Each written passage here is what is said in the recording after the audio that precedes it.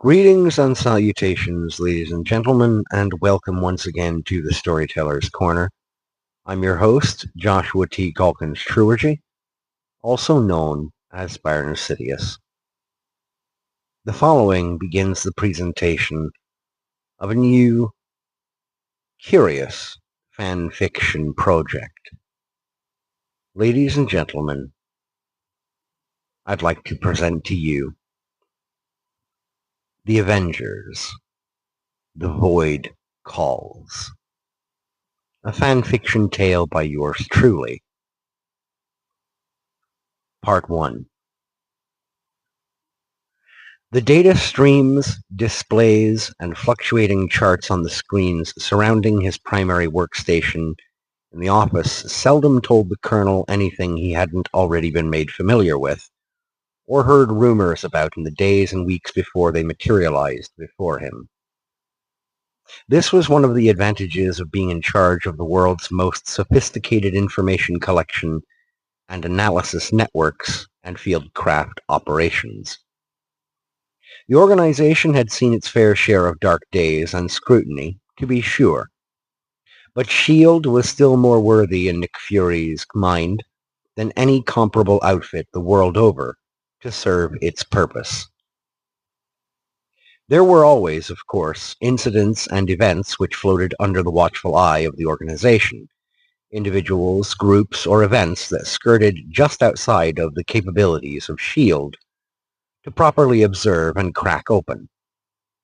Usually, there were street-level gangs and criminals whose capacities rose above the level of average law enforcement to handle, but which didn't quite rise to the sort of threat level where his people had to get involved. The Colonel kept a handful of contacts in the world of super and non-humans to help handle such matters. If he wanted a permanent solution that could be kept at arm's length, with plausible deniability, he also usually had a good fix on where to track down Frank Castle. Something peculiar on one of the smaller displays before him flickered, catching his attention. Reaching out with his left hand, he tapped the hollow display to magnify it, dragging it into the central space in front of him, and squinted at it. "What's this about?" he muttered to himself, using the same hand to flap away the smoke from his smoldering cigar, settled in the glass ashtray by his left elbow. The screen he had magnified, according to the text along the side and bottom of the chart upon it, was a measurement of seismic activity in the American Midwest. According to what he was looking at, the entire region had experienced an abrupt and intense spike of activity. Fury reached over to the desk phone, plucked up the handset, and dialed 2 numbers quickly. "Regional incidents, Midwest monitoring, Colonel," said a snappy young man's voice on the other end of the line. "What's going on in your region?" Fury grumbled. "We're not entirely sure yet, sir, but we just started getting some strange data. We'll need a few minutes to figure out what exactly is going on, sir." "I'm coming downstairs. Have something for me by the time I get there," he snapped, pressing the handset down on its cradle and rising from his seat. With a press of his hand flat on the desktop, the entire hollow display set vanished, compliments of Stark Industries technology. He reached for the cigar absently, thought better of it, and stubbed it out, swiftly moving out of his office. The bullpen just outside of his personal office, visible if he'd ever wanted to peer out thanks to the glass walls on the command floor of S.H.I.E.L.D. Central in New York, was a buzzing hive of keyboard clacking, whispered voices, and agents flitting hither and thither as the organization tried to maintain order in their neck of the woods. Fury himself stalked swiftly to one of the elevators and descended several floors in relative quiet, clearing his mind. Always center the immediate task at hand, he thought. As the elevator doors opened on the regional incidents monitoring floor, a pair of armed agents posted on either side of the elevator bank lifted their hands in a salute to him, which he grunted off, his lone good eye swiveling for movement in his direction. A sharply dressed agent in a bespoke suit was already approaching him with a tablet in hand, looking confused. "What's the story, Jaworski?" Fury asked as he started to follow the agent, who handed him the tablet and started leading him in a swift double-time march toward the area assigned to the American Midwest Monitoring Station.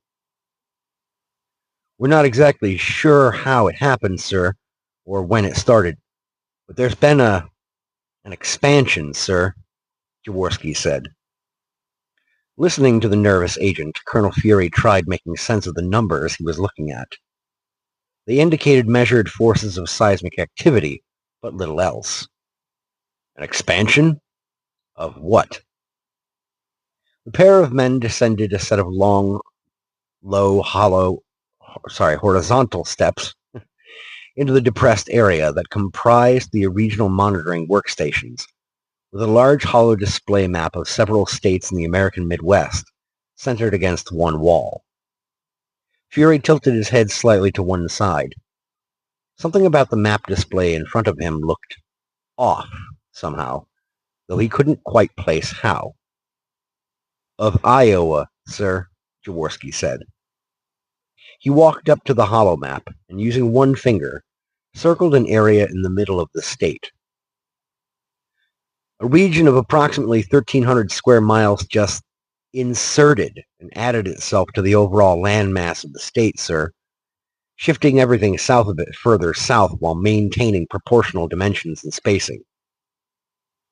Fury caught a whiff of something in the room, an aroma that he knew well enough from the time he had spent working around so many electronic devices.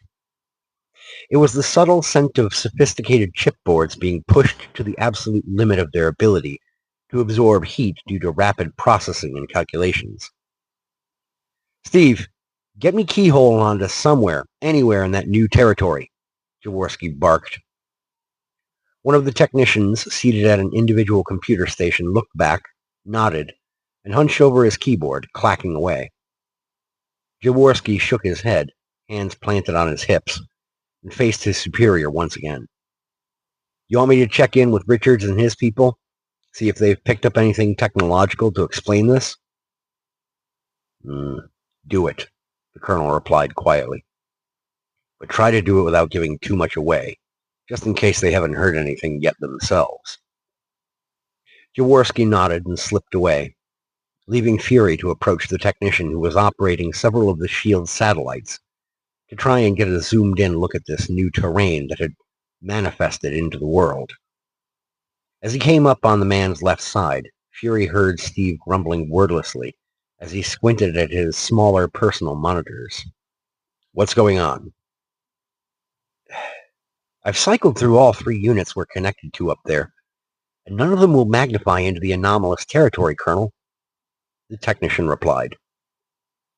Fury was about to suggest he start outside of the terrain and sweep in, but before he could give voice to this, his phone began chirping at him, with a caller ID signature that he never ignored, 010, the call code which told him that his contact inside the Pentagon was trying to give him at least a couple of minutes advance warning that the Department of Defense was about to start screaming at him for either answers or help.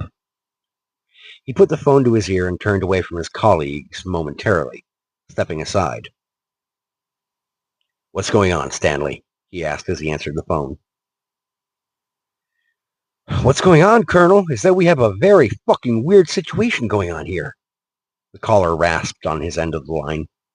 "We've got dozens of database servers going absolutely haywire down here, and everyone's a little on edge, because there's a guy here in our logistics command who everybody kind of knows, but none of us really remembers him, or where he's from. Even your girl Hill seems put off about him. Look, someone's going to be reaching out to you any minute now about this."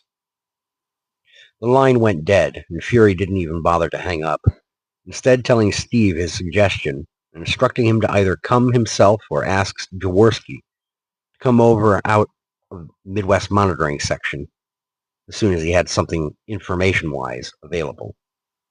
As soon as he had stepped out of that section, the phone started buzzing again, showing the name Jen Martha Hicks, Joint Chiefs.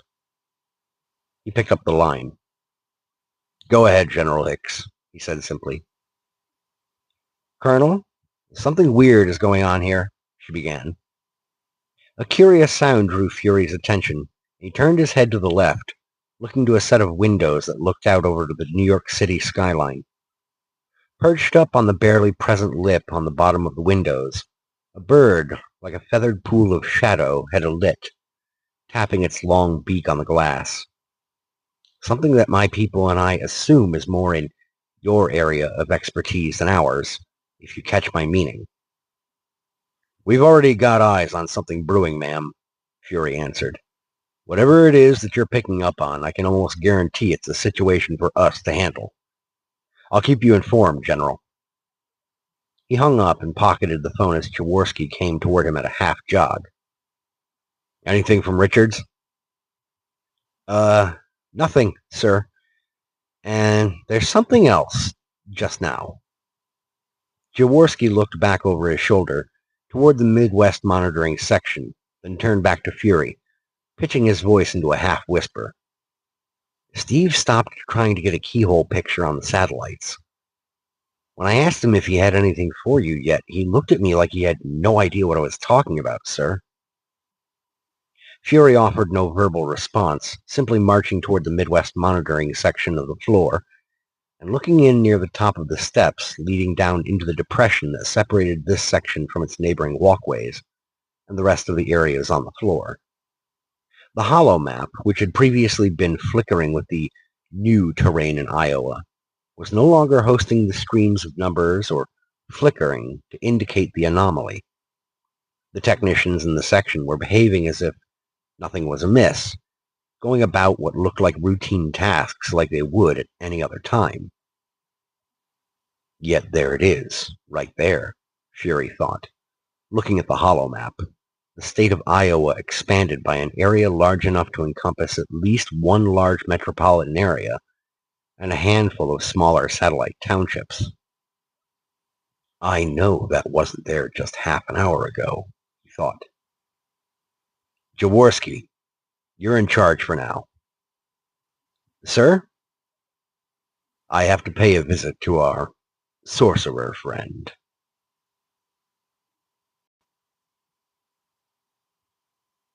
Avengers, The Void Calls, Part 2. "Curious, Colonel. You normally insist on calling ahead," said the cultured-sounding man, just beyond the front door of the splendid three-story house on Bleecker Street. He rubbed at his beard and goatee with one hand, a cup of steaming tea in the other. "And even then, it's usually a bad sign when I hear from you at all." The man let out a low sigh, shaking his head. "Well, do come along inside." Fury followed the gentleman into the front foyer of the house, the door gliding silently shut behind him on its own accord. The front foyer of the house looked like a simple enough chamber for coats to be hung, shoes to be slipped off, and hold simple conversation before proceeding through a narrow archway into the main front room beyond. But Colonel Fury knew better. Every room in the home of Dr. Strange was a polymorphous puzzle box, capable of rearranging itself in the defense and interests of the Sorcerer Supreme, who himself halted at the threshold into the next room and wheeled to face Fury, setting his teacup aside on a lampstand that materialized up out of the floor beside him, as if answering to some subtle cue made by the magic wielder. "I'm going to go ahead and assume you have some idea why I'm here, Strange," the old warhorse growled. "Certainly, I sensed something of an arcane nature, yes, and not insignificant, about an hour ago. The precise nature of it remains closed to me as yet, which in and of itself is unsettling," replied the sorcerer, stretching his arms out to his sides, just as the cloak flew into the room to settle itself over him. Fury detected a whiff of lavender coming off of it. Do you have to put that thing in the laundry?" he found himself asking aloud. Strange let out a single huff of a snorting chuckle. Typically, no. It just sort of does it on its own. I've still no idea after all these years how it manages to get itself out of the dryer, if you believe it. But of the more important matter at hand, I was going to start attempting to find out more about this event after my morning tea, Colonel. Where would you like to meet with me when I've found something? The Avengers compound. Whatever this is, I don't think we can leave it to just one or two people trying to handle it, Strange. I'll meet you there to go over what my people and you can figure out between us at around noon. The Sorcerer Supreme nodded his agreement, offered and shook hands with Fury, and pivoted to head further into his sanctum sanctorum. Passing through the main living room and up the stairs, he eventually made his way into one of his many studies throughout the morphing house, raising an eyebrow at his visitor, seated across from the large mahogany desk with her phone in hand. Right. I do not believe the Colonel suspected your presence here, Doreen, though you have a tendency to slip through the cracks in terms of anyone being able to explain how or why you end up in various places or circumstances, he said as he strode past Squirrel Girl to his own large throne-like chair on the other side of the desk. He seated himself and looked at the young woman, who peered up nervously at him from behind her little device. Now, tell me again how exactly, touching that, he said, pointing to the curious black raven's feather sitting on his desk, ended up with you crashing down on top of me in my bed this morning.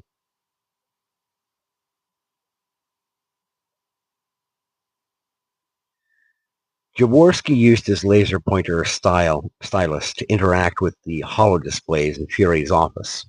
The clear windows shifted to an opaque blackness so that the two men could converse without being observed by the rest of the agents on the floor beyond. I used one of our primary data crawler programs to gather up the information that had already been flagged as suspicious, then double back and had to capture everything forward once the system had shifted to accept the anomalous data. As you can see from the final tally, sir, the United States Armed Forces now has an additional 17,000 active servicemen and women, roughly speaking, all hailing from the previously unheard-of region known as Amelia County, Iowa. They're spread out among one large metro, Amelia City, and its three modestly sized township satellites of North Perry, East Perry, and Cantleton to the south. Jaworski used the pointer to maneuver the currently enlarged holodisplay aside, pulling up another one and expanding it. And this one is what? Fury asked. It's the duty rosters for the Amelia County Sheriff's Department, the Amelia City Metro Police, North Perry Police, and East Perry Police. Candleton doesn't have their own police force, according to the information our data crawlers were able to gather. They just have the primary county sheriff's station there and a trio of officers within their ranks who focus specifically on the town's needs. The Federal Bureau of Prisons has been touched too, sir. Not surprising. An entire county full of people materializes out of nowhere. Almost everybody seems to be convinced they've been there long enough, and all along. That's going to include a few criminals, the colonel remarked with a nod, lighting a new cigar with a butane lighter. He chuffed a small cloud and narrowed his eyes at another of the holoscreens. What's that, Jaworski? Fury pointed toward a graphic display on its own, which the other agent snagged with his pointer device and pulled into the central space between himself and Fury's desk, along with a companion text box from an Internet Archive website. It's referred to simply as the Claw Omen, sir, on several websites that reference Amelia City. Approximately 60% of all notably active websites dealing with the topics of supernatural or magical activity have been determined to have spontaneously generated at least a few entries regarding the territory, sir, and almost all of them include this symbol. We've dealt with other reality-bending entities before, Colonel, but something about this incident feels different somehow, the veteran agent said with a shake of his head. I'll have all of my findings summarized and emailed to you within the hour, sir, Jaworski said with a quick salute. Fury returned the gesture, rising from his desk and coming around, dismissing every hollow screen except the one bearing the claw omen, scowling at it through the building cloud of his cigar smoke. What are you? He mused aloud quietly. The sigil, the omen, appeared to be a set of 4 hooked blue claws, joined along their rounded tops by a thick, horizontal black line. The colonel left his office then, heading to the elevator and making his way down toward the sub-basement, where his personal transport awaited him. By the time he arrived in the parking structure under the Avengers compound, his tablet, sitting on the passenger seat, dinged to inform him that Jaworski's email had arrived, and he took the device with him out of the vehicle and toward the elevators. As he pressed the call button, he heard a curious sound behind him, a flapping of wings. When he turned to look, he saw sitting atop his vehicle a single raven, tilting its head to the side as it regarded him. As he backed into the elevator car, he could have sworn that the bird was grinning at him. Avengers, The Void Calls, Part 3. Even the most gifted computer programmers, coders, or designers tell you that on any given day, at any given time, the most sophisticated and painstakingly crafted program or network system will experience at least a singular nanoseconds-long glitch throughout a given runtime day. The very best computer scientists confess to their own fallibility when it comes to even their most precious programs and projects.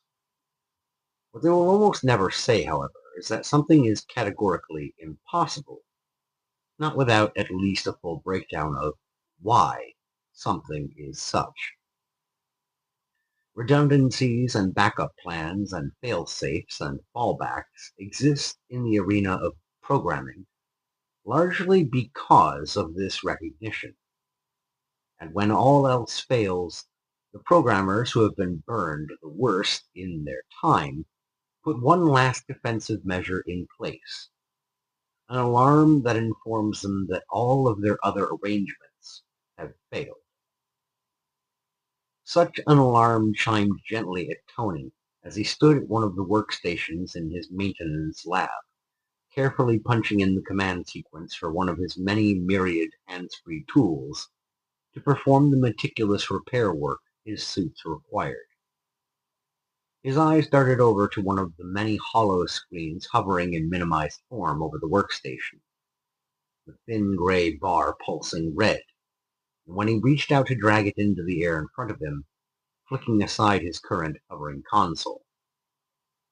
With a turn of his fingers, he expanded the alert window, which revealed one of the interior surveillance camera views from the compound's underground parking layer. The video feed was riddled with static and visual artifacts, which already appeared to be in the process of clearing up. Friday, rewind this camera footage 2 minutes and play back, he said aloud. The video skipped back 2 minutes as requested and began playing. The man known to much of the world as Iron Man watched carefully as Colonel Fury's mobile command vehicle, looking for all the world like an average everyday black SUV, swung into one of the parking spots in the lower level of the compound, the S.H.I.E.L.D. commander quickly exiting and stalking in his long overcoat toward the elevator. While the man was still visible on the camera's view, however, static began to disrupt the display, centered around Fury's vehicle, and seeming to track something moving out from the underside of his vehicle and up onto its roof. Pause playback. Friday, can you identify the source of this disruption? I'm sorry, Mr. Stark, but there appears to be no disruption to speak of in the video feed, the AI assistant replied in its pleasantly feminine and faintly Irish lilt. Tony used the display bar hollow tools to swiftly pull up another camera angle, from the parking level, several of them, all synced to the same timestamp, his breath catching slightly as the last one came up, not with any kind of footage at all, but instead showed an entirely black field with some kind of symbol, a set of 4 curved blue claws, joined along their upper curves by a faintly darker horizontal line on the screen. On the other captured video feed angles, however, the disruption in view was mimicked in terms of location and appearance. Friday, I'm talking about the disruption that's showing up right here, he said, quickly switching to a touch-to-highlight display tool and circling the areas of artifacting on the 3 screens, showing him the parking level. And then there's whatever this is, he said emphatically, tapping the claw symbol. Sir, that's just a view of the parking level from the surveillance camera above the elevator car, Friday replied matter-of-factly. Tony blinked rapidly at the hollow screens, his gut tightening. Friday, run an immediate self-diagnostic and disconnect from all exterior systems, Tony said, moving rapidly out of the maintenance lab toward the nearest stairwell. As soon as Fury gets to a floor he can step out onto, eject him and issue a lockdown order throughout the compound. Then tell me what floor he got out on. The whole business took less than a minute, and Tony Stark swiftly ascended the stairwell, almost crashing into Cap between the 6th and 7th floors atop the building. Tony, what's going on? The stalwart super soldier asked in a huff. His plain gray sweats streaked with sweat from his morning workout. No idea yet, but Fury's here and shit's looking a little strange, Steve. A door banged open below them, and the iconic duo usually tasked with leading the Avengers turned on the landing and looked down, waiting for Colonel Fury to ascend up to join them. When he did, the SHIELD commander looked less than pleased. Sorry, Colonel, but you may have caught us at a bad time. No, I think I brought you a bad time, Stark, the grizzled veteran replied. Let's head upstairs, gentlemen. We can wait for the doctor there. Doctor? Strange. What we have going on is, I believe, something more in line with his area of expertise, Fury replied.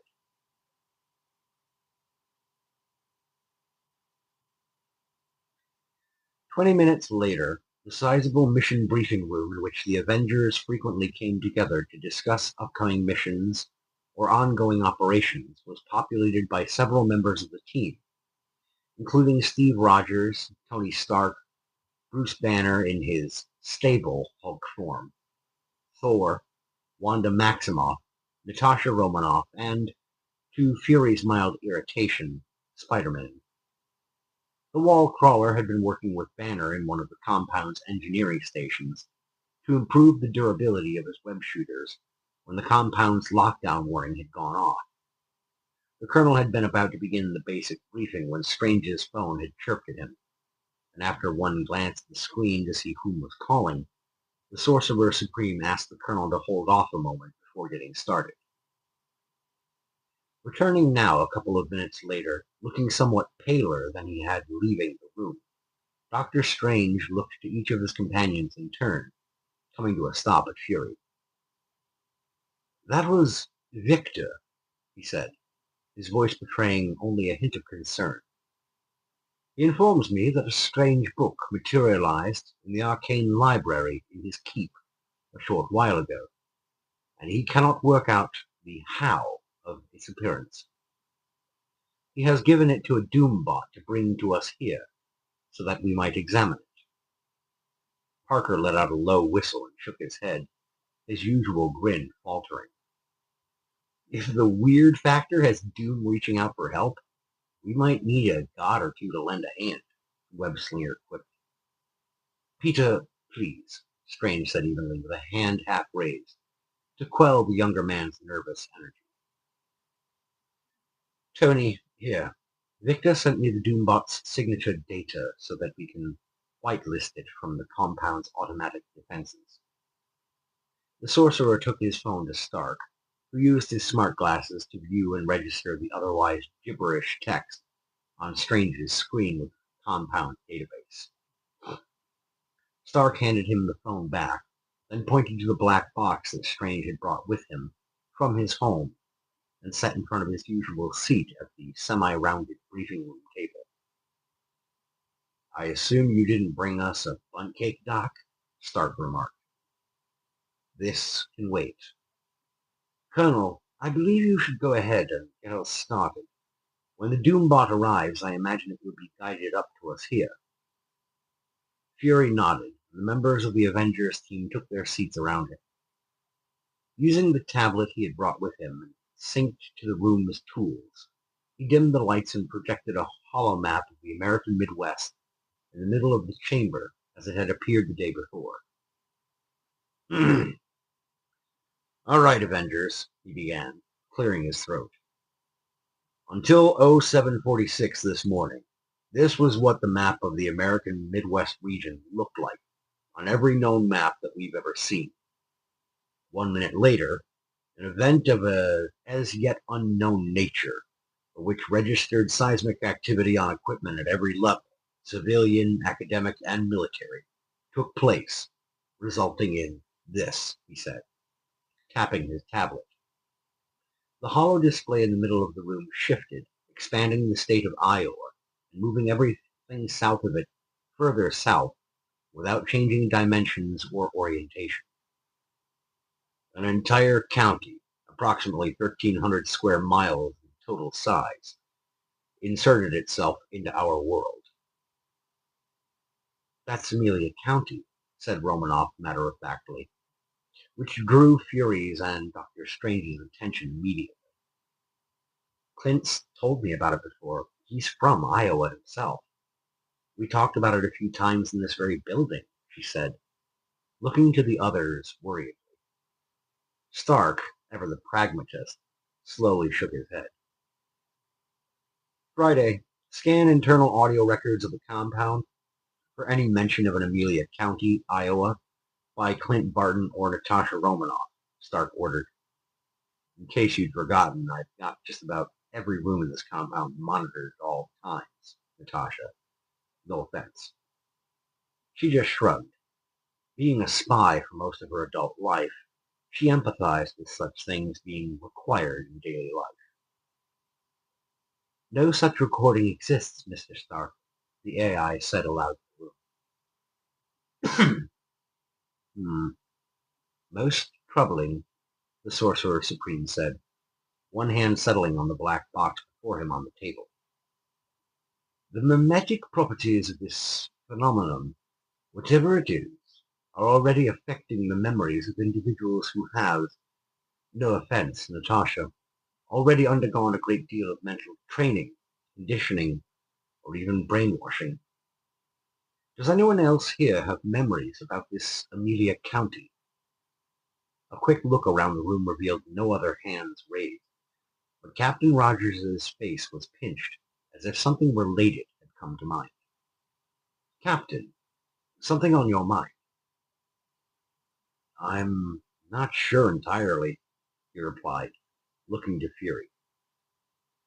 "Colonel, if an entire county full of people just appeared in our world, a county that people seem to believe has always been there, it makes sense that they would have entire histories and lineages materialize in much the same way. In my experience, any group of people of that size has at least one or two symbols crop up related to them." Fury nodded, tapping his tablet, and the claw omen hovered into view near the holomap.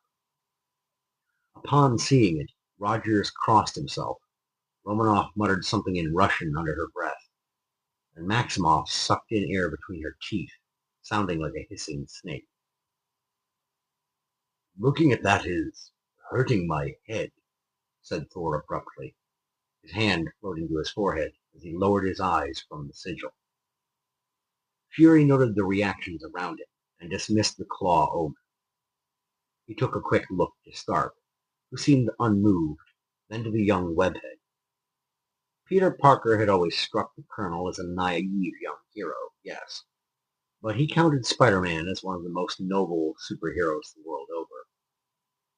The web-slinger looked like he was going to vomit all over the floor, or run for the hills, possibly both.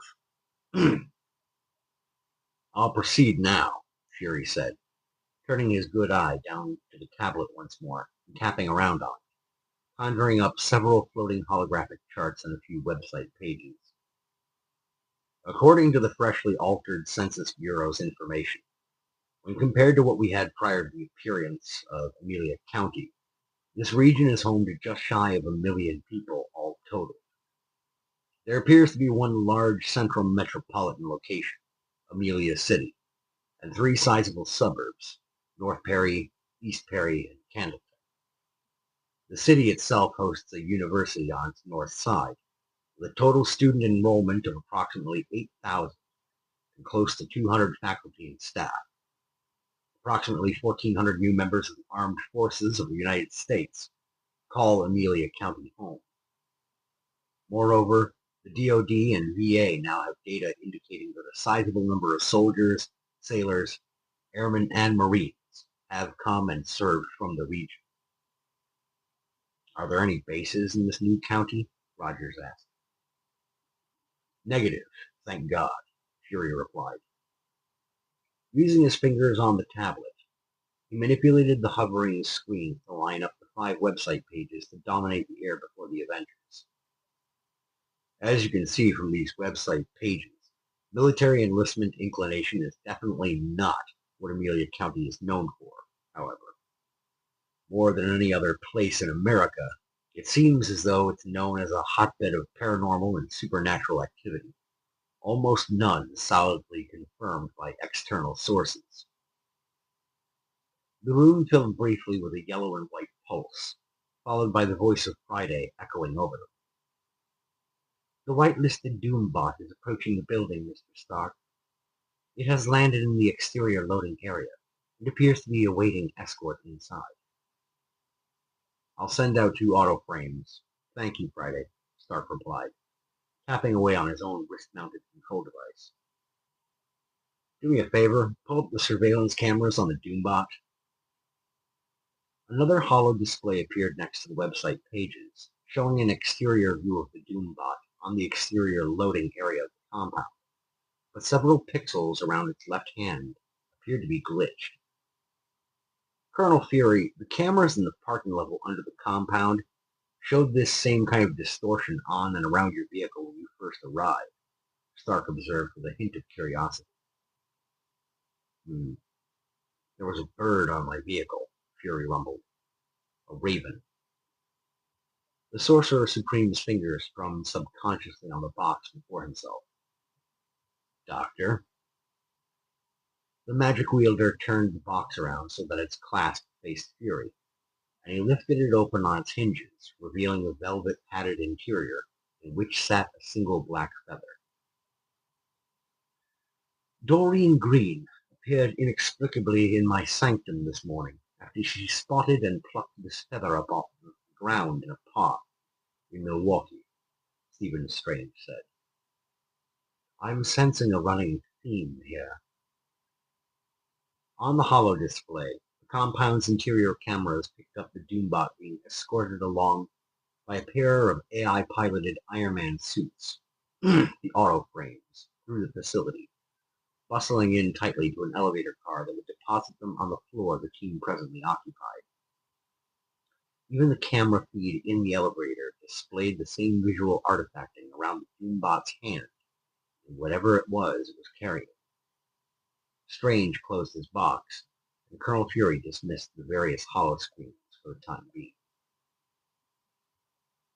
The various members of the team rose from their seats as the elevator doors near the briefing chamber opened, allowing the Doombot to proceed alone as Stark used his wrist console to dismiss his auto frames. The mechanical duplicate of Victor Von Doom ushered itself into the room of the Avengers, carrying a book of modest thickness in its hand, which it brought to within arm's reach of the colonel. My master bade me bring you this, Colonel Fury, the Doombot rumbled in an approximation of Doom's own voice and a mechanical mixture, raising the book to Fury. The colonel looked at it a moment before accepting it. Rather modern looking for something that would materialize in Victor's library, Strange remarked. A curious noise issued from the Doombot, catching the team's collective attention. They all watched in confusion, slowly backing away from the machine, as it began to chuckle in an unfamiliar, bubbling voice, dense black feathers seeming to sprout out of its exterior coverings, both metallic and cloth. The Doombot's laughter ratcheted up in volume and mania until it sounded like a rattling asylum patient, clutching its own head between its hands. With a powerful twist and torque, the Doombot ripped its own laughing head off, dropped it, and kicked it across the room, avoiding hitting Steve Rogers only by the grace of the super soldier's enhanced reflexes. Sparks spurting from its shattered neck, the Doombot twitched back several steps, then fell over, the feathers ejecting up off of it and settling down like a black blanket upon the ruined machine. Could someone pinch me? I don't think I actually woke up this morning, Peter quipped.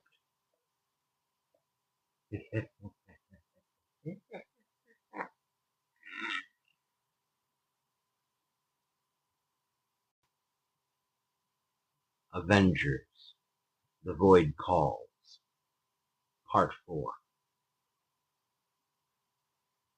When Colonel Fury had put the briefing on temporary hold, in order for Stark to take the book the Doombot had delivered to them to one of the analysis labs within the compound, the rest of the team agreed to meet back in the briefing room upon notice from Fury, then dispersed throughout the structure. At the moment, Peter sat in the compound's mess hall across from Steve Rogers. Captain, having taken a brief detour to get changed into his iconic outfit, sans the head covering, which was tucked into a pocket. Peter had done the same, though he had kept his own mask on until he confirmed that they were alone in the mess hall, and sat on the bench across the table from the super soldier. "What's eating you, kid?" Rogers asked the moment the web-slinger sat down. Peter shook his head, searching for the precise words to express what he was feeling. "I didn't see that coming," he finally replied after a minute's contemplation. "The thing up there with the Doombot." "Don't feel bad. None of us did." "No, you don't get it," Peter said with a sigh, shaking his head. "Your spider sense, you mean, right?" Peter nodded. "It's blipped out on you a few times, hasn't it?" "Yeah, but I've always been able to figure out pretty quick what had happened, what caused it to misfire. With the symbiotes, it was because one of them was bonded to me for a while. So they're kind of like a blind spot for me," he said, using air quotes momentarily. "And then there's illusions, like some of the stuff Mysterio has tried to use on me a few times, and some of Doc Strange's spells. Those don't trigger it because there's no real active threat." "Yeah. Castle's sidestepped it once or twice too, hasn't he?" Rogers sipped his drink, considering the younger hero closely. He had long admired Spider-Man's sense of duty, his willingness to step into the gap, regardless of the odds against him. "In a weird way, yeah, but he's done that by setting up traps and countermeasures, exploiting my reactions by using a feint to make me move into an actual trap or attack. Wade's done the same thing, but he's usually just clowning around. He doesn't actively hate me. Castle hates me." "No, he doesn't," said Rogers. "He hates your methodology, but that's true of anyone he thinks won't eventually cross the same lines that he does every day. But that's besides the point," he said, setting his glass aside and sitting up straighter, leaning slightly toward Parker. "Did any of what happened upstairs seem like an illusion?" "No. And that's what worries me even more. I've been around Doc Strange and Wanda, so I have an idea of what magic feels like to be around.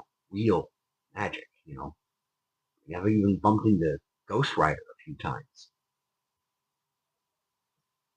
That, whatever it was up there, whatever happened upstairs, it felt a little like that, but different somehow. Rogers pondered the sort of figures that had crossed paths with Webcrawler for a moment. You mentioned Ghost Rider. Did it feel anything like when he's around? Not quite, but I think that's closer to it than the stuff that the Doc throws around. Yeah, Parker said with a nod. What about you? What did you feel up there?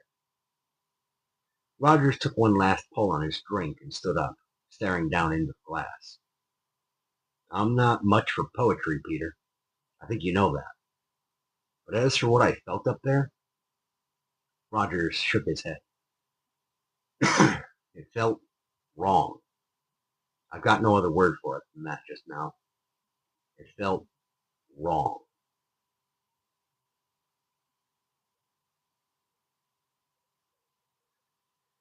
Run that by me again, Friday, Tony snapped, pacing the length of the workbench upon which he had set the book Legends of Amelia, which also featured the author's name in smaller print along the bottom of the cover, one Professor Leonard Corvus. Because if we're hearing you correctly, that doesn't make a great deal of sense, he added, looking over at the sizable green beast in his spectacles and oversized blue button shirt. Dr. Banner and I both have a pretty good understanding of physics, and what you're saying is not observably true from what I can tell. I'd have to concur with your boss right now, Friday, Banner added. The book is in a state of persistent quantum fluctuation, Mr. Stark, the AI assistant said over the speakers in the lab.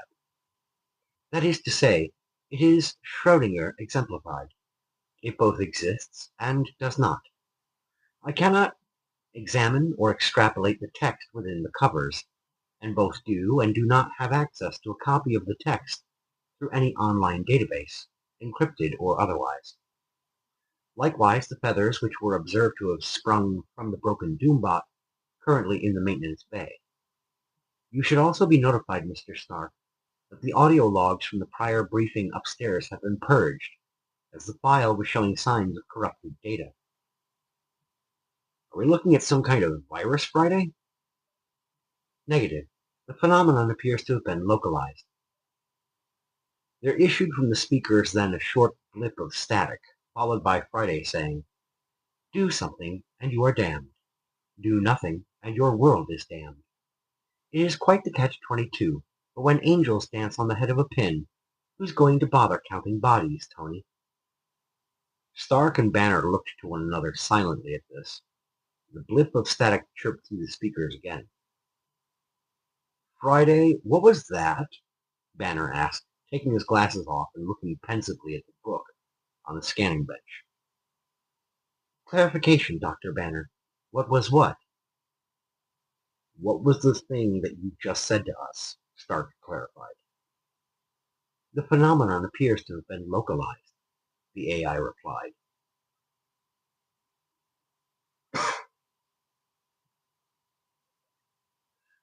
Thor considered Natasha's question as he paced aimlessly on the Quinjet pad atop the compound, arms folded over his chest. Certainly, it could be my brother up to his trickery, yes, but I tend to doubt it. I would have had word from my father if there was any hint of Loki at work in our world again. So you don't think the Raven on the Colonel's vehicle was Hugin or Munin? She inquired. The Thunder God grinned at her. Impressive that you remember their names. No, I don't believe it was, he continued, still pacing. But I am vaguely reminded of the Mara. He ceased his pacing, shifting to focus his attention on the former Soviet spy, who merely lifted a thinly plucked eyebrow at him to proceed. They are spirit beings, hags, really, who infest the dreams of men with visions of terror and madness. And they do this Why? They feed upon the fear that such visions create in mortals. Romanoff was about to make a comment when her earpiece chirped for her attention. All right, team, this is Colonel Fury. Everybody come back to the briefing room. Black Widow signaled for Thor to follow her, and they returned to the stairwell leading back down into the Avengers compound. As they rounded the steps to the first landing heading downward, Natasha came up short, nearly knocked over by the wielder of Mjolnir as he bumped into her. Natasha? She just pointed ahead, and when Thor looked at the wall across from them, he tilted his head slightly to one side, a vague pressure settling in behind his eyes. Upon the otherwise plain yellow stairwell wall was imprinted the claw omen, as if freshly painted there for them to discover. After a moment, the pair proceeded down, though not before Romanoff used her cell phone to take a picture of the marking on the wall. As they approached the briefing room, seeing most of the others already gathered, she pulled her phone back out of her pocket and navigated to the picture in her gallery, stepping into the room. However, when she got to the picture in order to show it to the colonel, the claw symbol wasn't there on the wall in the picture, replaced instead by the words, "Think again, womb tomb." She muttered a curse in her native tongue, blinking rapidly at her device. "Language, Romanoff," Fury said with a look of surprise. She pocketed the phone and returned to the seat that she'd been at previously. Stark, Strange, and Fury stood in the middle of the horseshoe tables, each man looking pensive. Okay, people, I don't normally like taking any steps forward in an operation until I have as much information as possible. With that said, however, both Stark here and Doc Strange haven't been able to make heads or tails of the exact nature of what's going on, beyond to say that it is more obscure than most situations we've encountered. After discussing it briefly, the three of us have determined that the best way to approach this situation is head-on. Meaning, team, that we're going to be taking the Quinjet and flying to visit Amelia County, Stark said firmly. Parker, if you don't want any part of this, I totally get it. You're not technically part of our roster here, and this has nothing to do with New York. Maybe not yet, Tony, but if this kind of weird spreads, I can guarantee it'll end up in my friendly little neighborhood, Peter replied, pulling his mask on over his head. That much is agreed. All right, let's everybody grab whatever gear we want to bring with and meet up topside in 20 minutes, Stark replied, already moving for the door out of the briefing room. Maximoff, Strange, and Parker headed directly for the stairwell up to the rooftop, where the Quinjet would be waiting for them to board, with Banner bringing up the rear a few yards behind them due to his considerable size. When the four of them got topside, heading toward the waiting jet, Wanda took a slight lead on the others, seemingly eager to get going. What happened next would haunt a small, dark corner of Peter's mind for longer than he would even be aware of in the future. Between one blink of his eyes and the next, an ornate wooden door appeared before them, standing in midair, attached to no frame, with a golden plaque bearing the number 26 upon it. A curious aroma filled the air around them, as of cinnamon deployed to mask some lingering undercurrent scent, faintly detectable, of spoiled meat. The door flung open, revealing an impenetrable darkness beyond. "What sorcery is this?" Strange muttered, as the four of them stood stock still. From the darkness within shot forth an impossibly stretching arm, humanoid from the general look of it, but with the flesh torn and frayed in long gashes and hanging patches of skin, revealing bleeding muscle and exposed bone along its length. A clawing, clasping, seven-fingered hand, thrusting outward almost too fast to see clearly. The hand clamped around Wanda's throat as the shriek of some unknown bird of prey, loosed from the darkness beyond the open doorway. Her hands, glowing with arcane power, immediately clapped upon the extended arm, but her power did nothing to the exposed meat and muscle, and as fast as the impossible limb had lashed out to grab her, it yanked her toward and through the doorway. The door slammed shut, fell over, and shattered into dozens of shards of wood. The cinnamon and spoiled meat scent evaporated as swiftly as it had arisen. When Strange and Hulk moved along around the detritus moments later, Spider-Man called out to them, "Hey, guys! What the hell?" The sorcerer and monstrous green hero turned to consider him, eyebrows raised. Hello? Are we gonna stop and consider what just happened to Wanda? Wanda?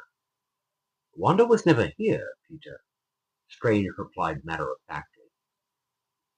Peter looked from the Sorcerer Supreme to the rooftop, blinking rapidly at the dark smudge spots that were the only remaining evidence of those shattered door fragments having ever been present. Strange held up the book, Legends of Amelia, considering it with narrowed eyes. He then looked to Peter once more, and his lips thinned into a straight line. Except, she was here, wasn't she? The wall crawler nodded emphatically, at a rare loss for words or quips to respond with. That's troubling. Dr. Banner, do you recall her being with us? No, but I also don't remember those markings on the rooftop when we came up here, the Hulk replied, pointing one massive green finger at the fading markings from the door fragments. Peter, something bad just happened here, didn't it? Yeah, it did, guys, Peter replied. But if I told you what I just saw, you probably wouldn't believe me. At this point, Peter, I think we might have to accept that the unbelievable is entirely possible, Strange replied. The Avengers, The Void Calls, Part 5. Romanoff started going through her pre-flight adjustments as the rest of the team stood assembled in the primary area in the middle of the Quinjet, with the exception of Strange, who was at the moment in one of the passenger seats, using a minor spell to speed read through Legends of Amelia. This took him only a couple of minutes, after which he disengaged the spell and set the book down on the jet floor, his other hand rubbing at his temple. Something wrong, Strange? Stark asked, his voice altered through his suit's helmet. It is peculiar, the sorcerer said haltingly. No other book I've read with this technique has had this sort of effect on me. The text and imagery fairly swims behind my eyes, as if none of it is exactly solid. Is it similar to when you accessed the Darkhold? Thor inquired, from where he stood leaning against a portion of the curved wall. Indeed, though I would never dare use such a minor spell with that tome. This object poses nowhere near the same degree of direct danger as the Darkhold, but something about its very nature prevents a full understanding of what I've just read.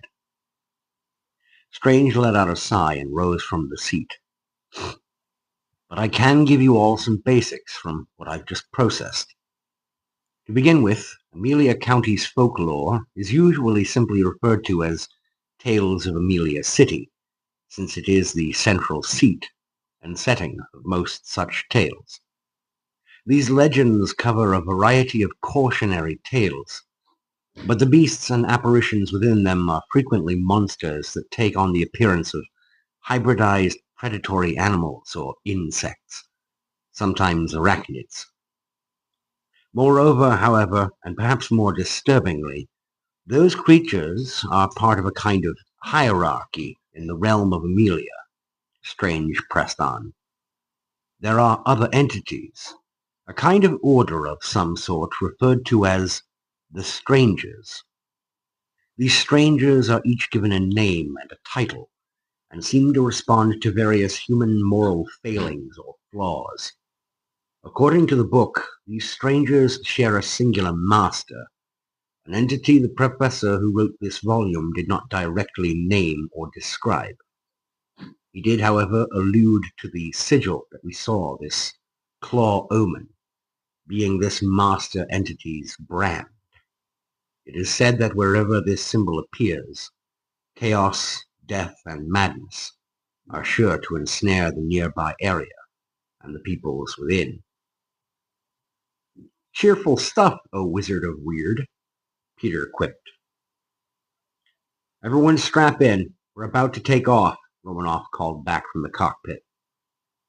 Each member, save Banner thanks to his size, took a seat in one of the available chairs and buckled into their harnesses, with the giant green Hulk holding on to two overhanging handles, installed specifically for his use during takeoff and landings. Once the jet achieved its normal elevation and speed, installed dampeners would allow them to freely move about the cabin again. The Quinjet lifted vertically off of the compound roof for a full minute before Romanoff engaged the forward motion, jumping toward high speed and lifting the jet up into the standard elevations for air traffic. There issued a deep audible drone, after which Banner risked taking one hand off of a support handle, then the other, as the dampeners completed cycling on. We'll be over the Amelia region in approximately 3 hours, Romanoff said over the jet's intercom. Stark remained in his seat, retracting his nanosuit helmet down into the collar of the main suit, as he expanded a fully collapsible computer terminal in his lap, clacking away on the keys.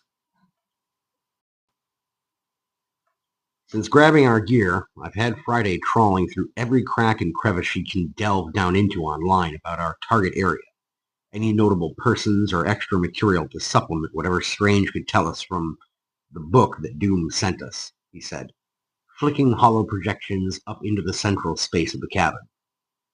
The most notable story in the public domain that didn't take place in Amelia came a couple of years back, when a member of the House of Representatives from Amelia City had a psychotic break in the middle of a session, right on the floor of Congress. One of the hollow screens showed a picture of an enterprising, handsome, middle-aged African-American gentleman, complete with gray suit and tie, standing in front of an American flag. According to the Washington Post, the guy jumped up on his desk, ripped off his clothes, and started slathering himself in peanut butter and carving himself up with a steak knife, all while shouting about some kind of bird demon and a cowboy who tried to warn him. A follow-up interview at Ravenwood Manor, local psychiatric hospital north of the town of North Perry, says he named the cowboy figure as Roderick. Stark enlarged the mentioned interview text from a newspaper from the area, in which the congressman was quoted as saying, "And that one, he said he was the stranger named Roderick, he of the blade, and he was the only one who tried to convince me to walk away from all of this madness." A name and a title, just like Professor Corvus mentioned in the book, Strange remarked after Tony minimized the hollow. Still, this proves that even a disciplined mind can fall prey to the mystical workings of the place that we are heading towards. Thankfully, I am somewhat prepared for this, he said, moving toward the long black trunk that he had retrieved from his sanctum by his cloak while waiting for the others to board the Quinjet. He popped the latches and opened it, drawing out several cord necklaces bearing small jeweled charms upon them. Everyone should place one of these around their neck. They are enchanted to protect the mind from being taken control of, and will help the wearer to see through illusions. He walked around to each of the Avengers, handing them out. Banner's own was, of course, rather larger than the others. Lastly, he headed toward the cockpit, where Romanoff quickly used one hand to drape one of the charms around her own neck. When Strange rejoined the team, there hung a heavy momentary silence among them. "This reminds me a little of those books that you showed me once, Peter," Rogers said gently, into the quiet from his seat, where he too had remained since takeoff. The ones that you said you liked as a kid, because they kind of creeped you out. Do you remember what they were called with the bizarre artwork? Oh, yeah. Scary stories to tell in the dark, the web crawler replied with a nod. I remember flipping through the pages, just eyeballing the illustrations. The red, white, and blue super soldier said with a subtle shake of his head. The feeling I got then, looking at those pictures, that's what I'm feeling right now. You speak as if we were flying directly into the accursed lands of hell, my friend, Thor intoned, stepping over and putting one steady hand on Rogers' shoulder companionably. Whatever is going on is indeed strange, but we have, I assure you, faced worse things in our time. No creature can best us if we combine our powers and talents, Captain. Rogers reached up and patted the Thunder God's hand in thanks, and the wielder of Mjolnir stepped away. For his part, Tony was still cycling through various website articles and skimming through them as rapidly as he could, trying to get a fix on the primary challenges they might face when they touched down in the anomalous Amelia County. As he clicked open another tab, however, the screen before him blanked out into total black, causing him to let out a curious grunt. As he stared at the device on his lap, a blinking green cursor icon appeared, like a screen prompt from a 1980s monitor display. Guys, he said warily, which brought several of the team to gather around behind him in a horseshoe. My goodness, all of that delicious rage scrolled in blocky green text on the screen before them. We could make good use of that. Is this some sort of text-based game, Mr. Stark? Spider-Man inquired near his left shoulder. Tony shook his head. Behind them all, there issued a faint clattering noise, which drew the attention of both the web crawler and Thor. Both men saw the creature known to the world broadly as the Hulk, who had for several years at this point been existing as a kind of measured balance of the mind of Bruce Banner and the body of the Beast, staring down at the protective talisman the Sorcerer Supreme had just given him, which now lay on the floor. The Hulk stamped on it, the impact of which swung every other set of eyes nearby back to the giant green menace. Tony didn't get out of his seat just yet, instead using his keyboard to rapidly type back, "Who are you? What have you done to Dr. Banner?" The response on the text, "Nothing important yet, Mr. Stark. I've only touched the spirit of the beast within him. Do not fret. Your wizard friend forgets that in that body resides two minds to be protected, not one. A simple oversight, but I won't punish you overmuch for it. Yet. I look forward to your arrival at my beloved Amelia." Not trusting whatever was going on here to leave tracks, Tony immediately conjured on his nanotech helmet and used the optics to capture an image of the screen, which, as he guessed it would, blinked again back to his web search results. Banner, meanwhile, seemed to regain himself, blinking rapidly at his companions, who were all gazing apprehensively up at him. "What happened, guys?" he asked in a voice somewhere between the tone of his controlled presentation and the bestial snarl of his rage-fueled battle fury. He looked down to where Spider-Man pointed, spotting the torn necklace cord and smashed gemstone setting of Strange's protective talisman. "I have other wards that I can cast upon us all," Strange offered. "They should last at least until we actually get to Amelia County." "It would seem we should take every precaution and advantage we can on this mission, Doctor," the captain said from his seat. "Go ahead and do what you can for us." Avengers, The Void Calls, Part 6. The team strode along through the tall, dry blades of yellowed grass and scrub brush toward the two-lane blacktop just 50 or so yards away, with Stark, Cap, and Thor in front, side by side, with Peter, Romanoff, and Strange a few feet behind, and the lumbering Hulk bringing up the rear. From the angle at which they were approaching the road, they could already just make out the sign up ahead beside the road. Quote, Amelia City welcomes you. Stark snorted as he stared at the signage. I somehow doubt the sincerity in that message, he mused aloud. Moments later, Rogers brought his stride to a halt by grabbing him by the shoulder and halting in his own tracks, which resulted in the trio behind them nearly colliding into their backs. Wait a minute, fellas, the super soldier said warily. Do you remember Natasha landing the jet? Come to think of it, no, Peter said. The group turned around, causing Banner to halt, raising a thick eyebrow at them all, since he was several yards back from them. Beyond him stood the Quinjet in an open field, surrounded on most sides by dense elm woodland and more of the sickly dark yellow scrub grass. The loading ramp descended. And I doubt Natasha would leave the ramp down like that for someone to just wander up to it.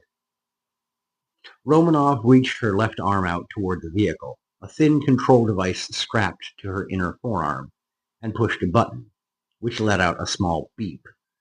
But nothing happened with the Quinjet. Banner turned around and started back toward the jet himself, but after a few paces he abruptly bumped against some unseen barrier, similar to the handful of encounters that he had had with the Invisible Woman or Jean Grey when either psionic deployed their defensive force bubbles. He put his massive green hands out, feeling the resistance against them, and leaned slightly forward, exerting a minimal amount of force, and he and the others now at his back heard a loud creaking of wood. All at once, the view of the field, the woods, and the Quinjet began to tilt forward, and before their eyes, the towering photorealistic facade tumbled down with a crash, revealing a similar field beyond, but without any trace of the Quinjet in sight. The wooden reproduction, massive though it had been, now lay in the scrub grass like a forgotten corpse. Looney Tunes, Peter said, letting out a low whistle. How? He added, letting the remaining question drift into the too still air. I don't know, but I recommend nobody moves for a minute, Strange said, giving what little answer he could to Peter's inquiry. Natasha, can your device tell you where the jet is? The agent known better as Black Widow bent her arm up in front of her, flipping open the device and tapping away on the keys. She punched in the telemetry program, but the results made her quirk an eyebrow and shake her head. This makes no sense, she said finally. According to this, the Quinjet never left New York. She looked around at the others, flinching as her eyes fell upon Thor. Standing with his legendary Mjolnir cocked against his shoulder, the big man hadn't noticed a raven sitting perched on its massive, squared business end. I suppose you might say, this business is for the birds, eh? The raven said in a raspy English accent, bringing the other's eyes to it. The beak opened slightly, revealing an unnatural set of needle-like teeth, streaked with blood, as its two human eyes goggled at them. Feel like fetching a drink yet, Stark? Might settle the nerves with a touch of the old Johnny Walker, eh? The raven's head snapped back then, loosing a peal of raucous laughter just before it took wing, avoiding Thor's grasping hand. Come along, Tin Man, and see my beautiful city, the bird thing cried down, flitting north toward Amelia City proper. Tony, jaw set, brows furrowed, brought his helmet forth from his suit's nanomachine collar with a grunt, scowling up at the raven. Tony, don't! Strange and Captain Rogers warned, but to no avail. Iron Man's repulsor jets pulsed, and he took flight up after the black-feathered creature. In the optical field display within his suit, Stark tracked the bird's impossibly fast flight and movements ahead of him, the creature seeming to jerk and spasm erratically from one point in space to another, as his targeting system chirped error messages at him relentlessly, tiny text informing him that there was no tangible target in view. "Friday, what's going on with the targeting here?" Tony snapped as the outskirts of the city drew closer.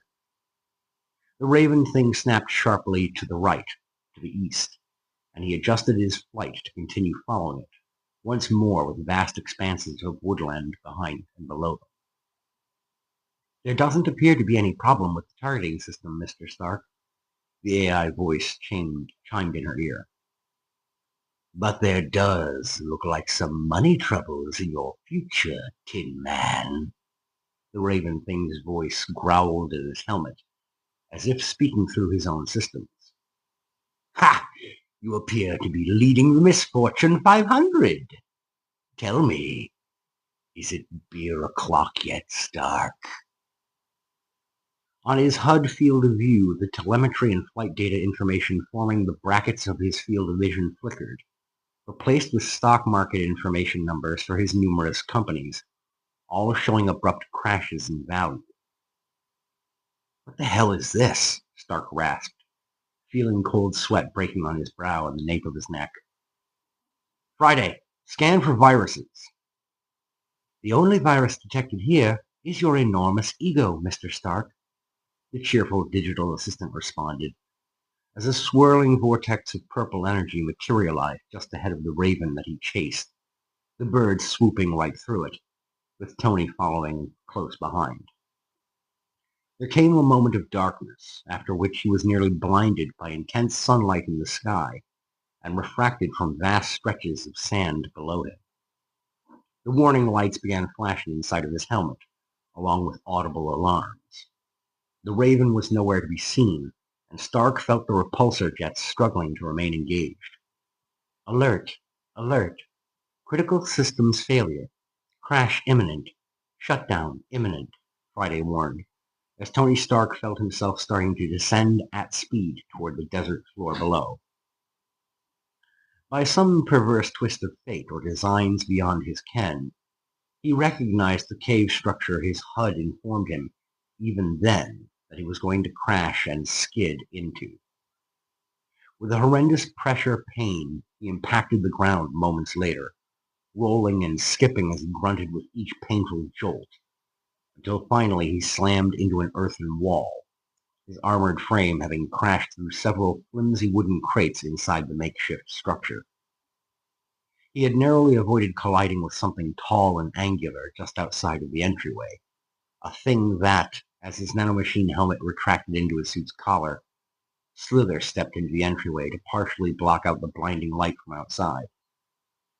Out of trained response, he thrust his left hand up toward the entity to try and fire a pulse at it, but his suit's weapons did not respond.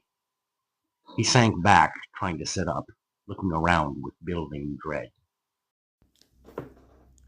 "Welcome back, Mr. Stark," said the thing before him, a raven-headed creature as tall as Thor, wearing a black and white checkerboard suit over bare talons for feet, its black feathered hands poking out of wide coat sleeves. Its buttoned shirt was salmon pink, a fat black tie splitting it down the middle, held in place with a shining metallic pin in the shape of the claw omen. "Back to where it all began for you," it continued with a broad smile of needle teeth, its eyes more human than bird, badly bloodshot, crazed. "How did you do this? What are you?" Stark asked, trying to get to his feet and feeling the sheer weight of the primary suit that he had donned. The helmet had folded up easily enough, but for reasons he couldn't make out, he couldn't get the remaining nanomachines of this particular suit to collapse down to limber up his mobility, causing him to struggle even to stand.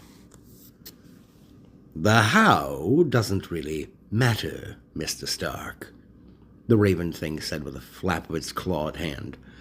smile fading to a knowing grin as it turned its head profile to him.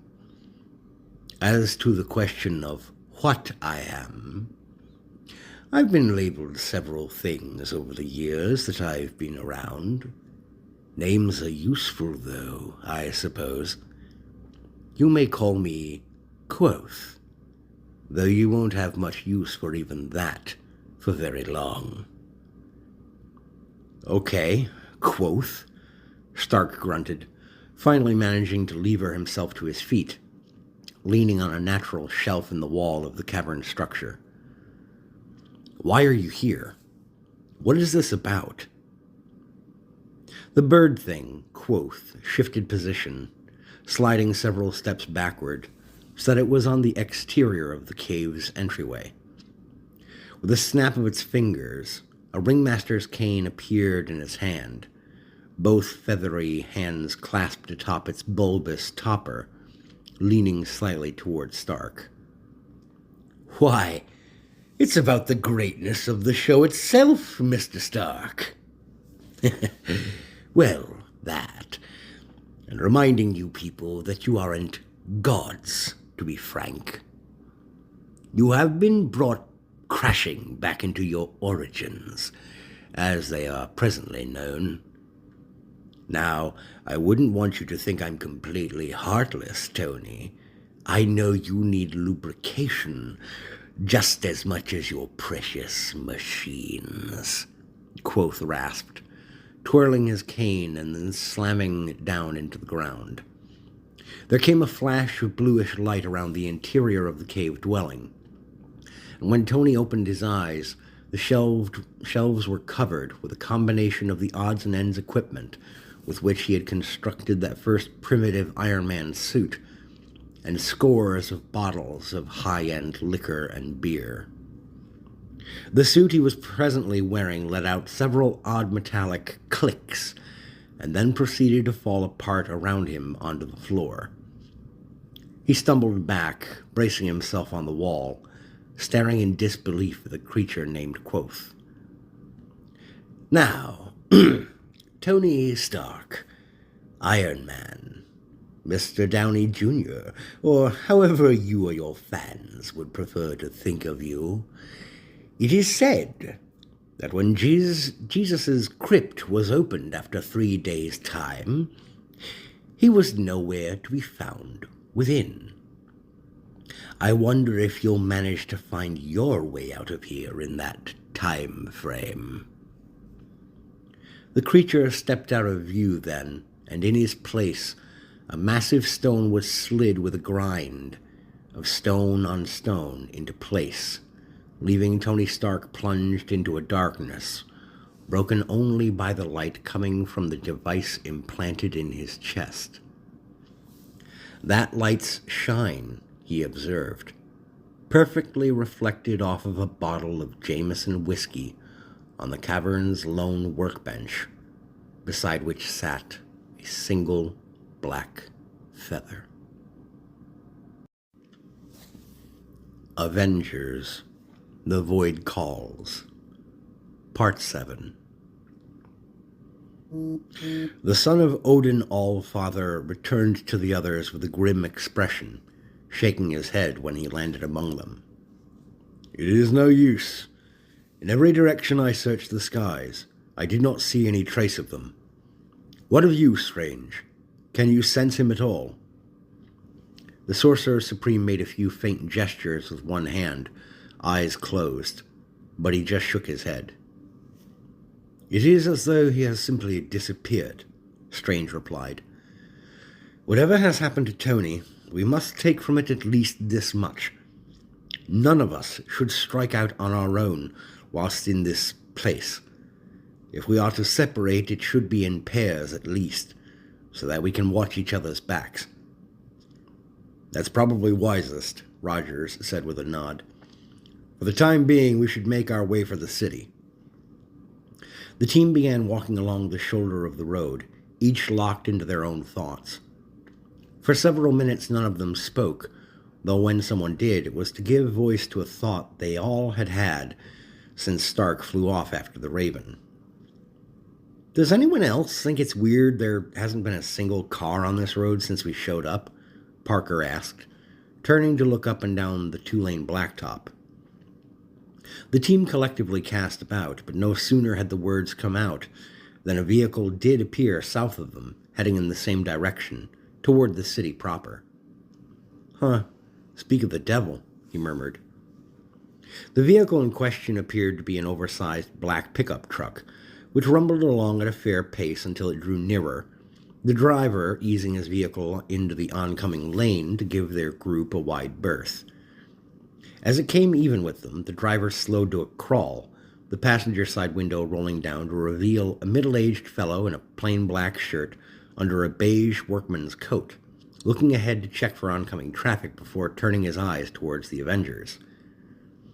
You folks from out of town? The driver inquired awkwardly. Oh, holy shit!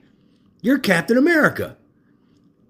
The driver swung his vehicle ahead of them rapidly and pulled off the side of the road, clambering out and heading toward them on foot with an expression of pure elation. Be at ease, everyone. I believe this man is genuinely human, Strange said evenly as the local man approached. Rogers moved toward the front of the group, since the man had identified him specifically, and stood with his hands planted on his hips, a soft smile greeting the newcomer. Man alive! I can't tell you how awesome it is to meet you folks, the driver said as he approached, one hand extended out toward Rogers. The captain took the offered hand and shook with him, and the man took half a step back after, arms folded over his chest, beaming at them. So, what brings y'all to this neck of the woods? I mean, last time I checked, we don't get much in the way of super stuff going on in Amelia. We've received some reports of unusual seismic activity in the region, sir, with energy signatures reminiscent of a supervillain known as Avalanche, Rogers replied. Normally, the X-Men would deal with him, but they're handling a situation in Europe right now. The local man nodded, looking around warily. Yeah, I heard about the quakes on the radio this morning on my way to work, but everybody just kind of chalked it up to one of those things that happens around here now and then, the local said. We get some weirdness around these parts. Stuff that'd be more up your alley, Doc, he added, inclining his head towards the Sorcerer Supreme. Can you elaborate on that, sir? Rogers asked. Well, yeah. We have a lot of ghost stories around here, like way more than you'd normally get in the average Midwestern city or town of any decent size, the local replied, planting his hands on his hips.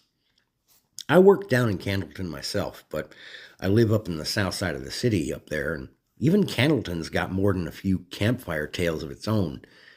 Tales of dogs made out of smoke that chase people in their dreams and such like. It's all kid stuff, you know. Spook show stories to get kids to behave themselves or give people a case of the willies, you know, a little thrill. The trouble is, though, there's an awful lot of such stories, he said, rubbing the back of his head awkwardly. And likewise, an awful lot of folks who pass or go missing around here do so without much good explanation. The man cast another look around, and Rogers and Parker both noticed the man's frame go tense as he looked off into the woods around them to the west. Anyway, I gotta get going.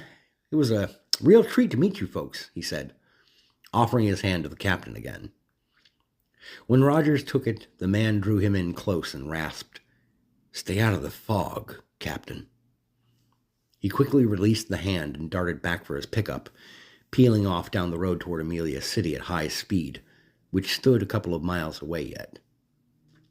"What did he just say to you, Captain?" Strange inquired. "He said to stay out of the fog," Rogers replied, looking across the road into the woods to the west, where said fog was slowly drifting toward them. "Come on, folks. We need to get moving, and on the double."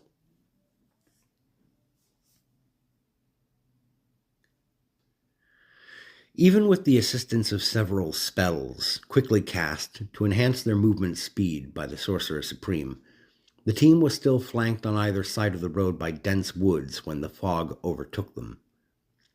They could just make out the outskirts of the city proper, however, for which Peter was grateful. He didn't hate the wilderness or woods, but he was a city kid at heart, and being in a metropolitan area was always much more his speed.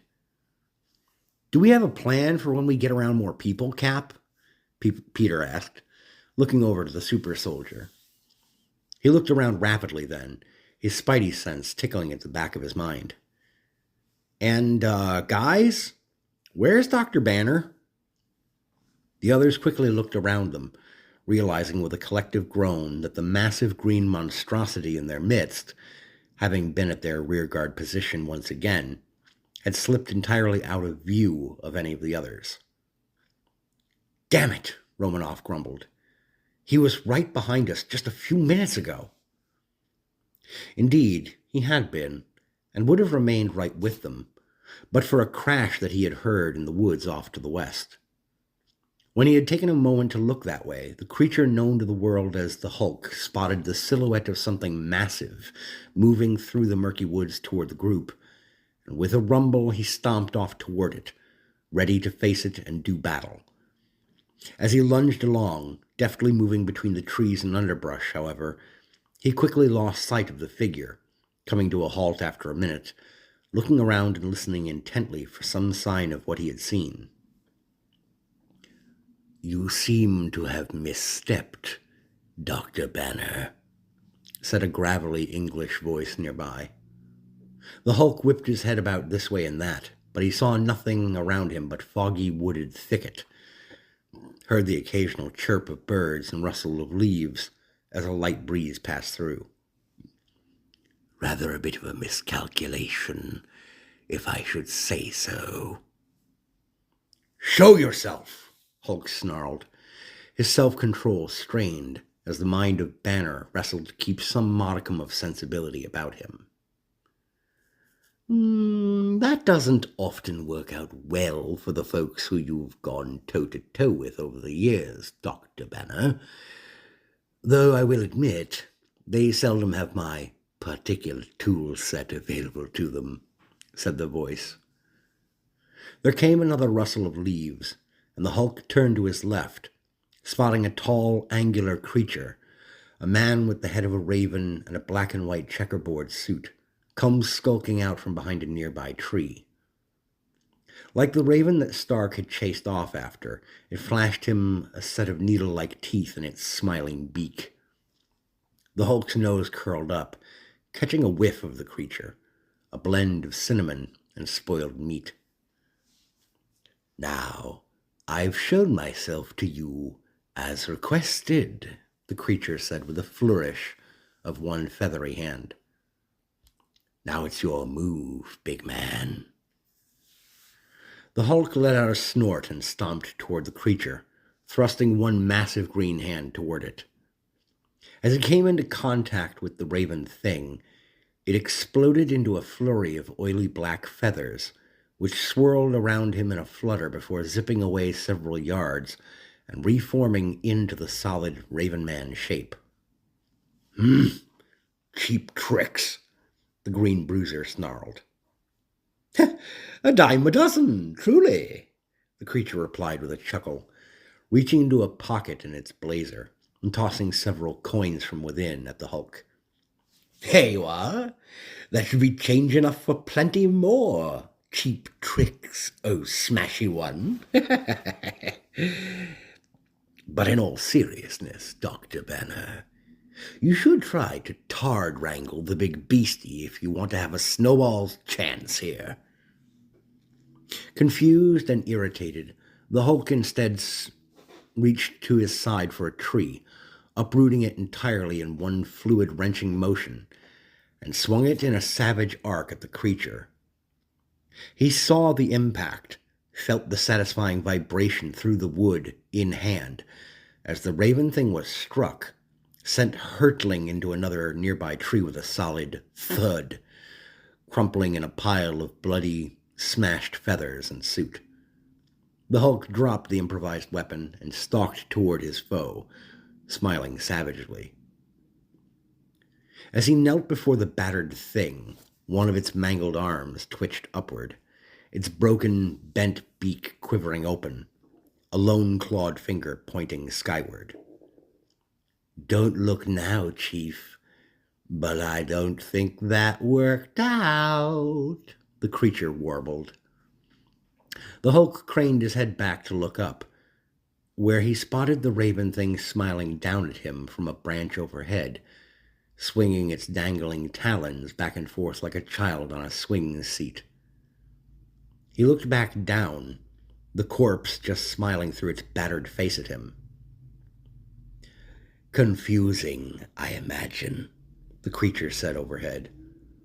The Hulk just rose and backed away, shaking his head as he looked up at the fully formed, undamaged creature on its perch above.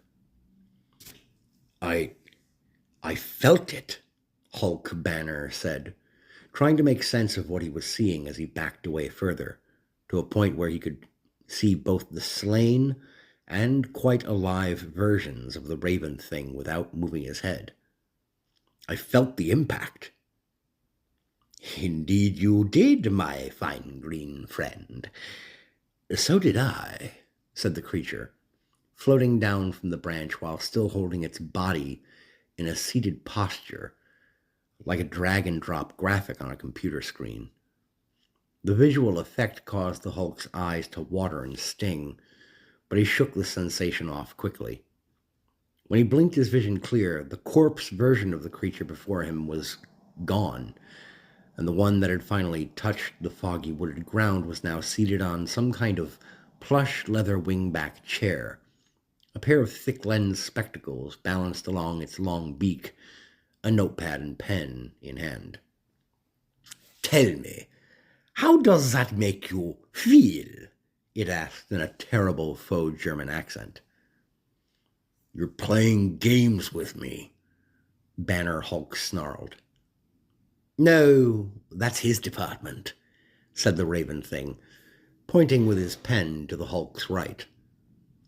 The green abomination whipped around that way, spotting another version of the raven creature, dressed in the attire of a classic circus clown, sitting at a rainbow-streaked circular table with a checkerboard set up on it, and waving him over to it in welcome.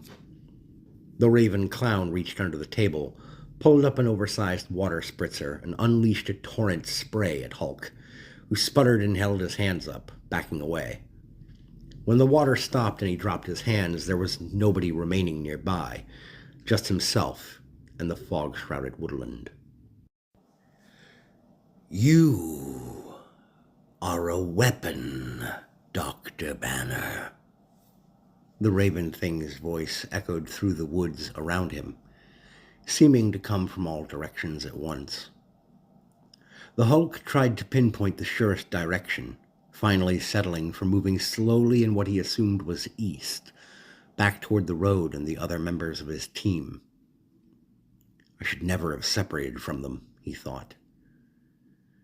"You are an engine of destruction, devastation, and ruin. Tell me, Dr. Banner, what good is a weapon if it can't be aimed at a target?"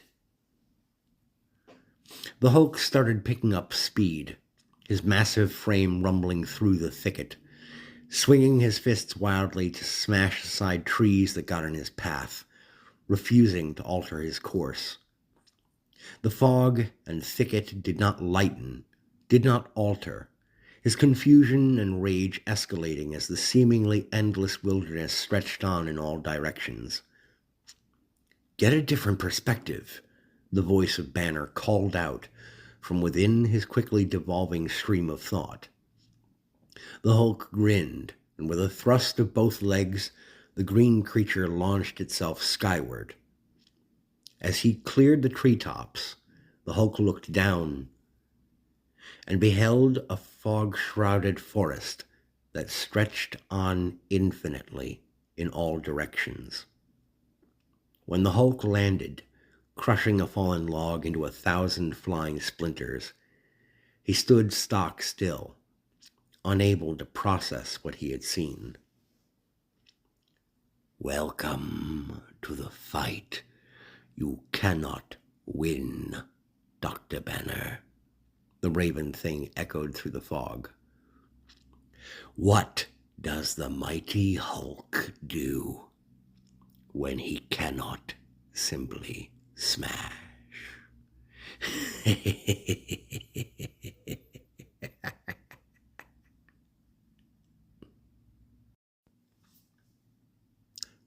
Avengers, The Void Calls, Part 8. "We can't risk it at this point," Rogers said. "For the time being, we can't have anyone separating, not even to try finding the others. As it is, I think Peter was right. We need to come up with some kind of game plan moving forward.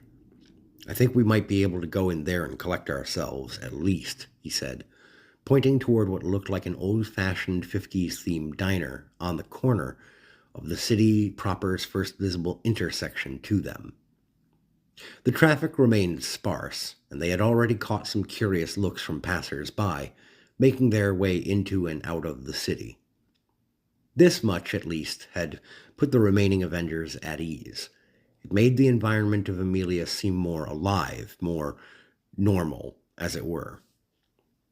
With Rogers and Romanoff at the front, the team made their way forward, waiting at the traffic light like any normal civilians.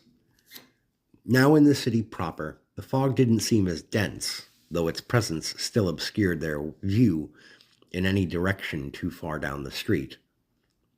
When the light changed, traffic coming to a halt, they began their crossing toward the diner.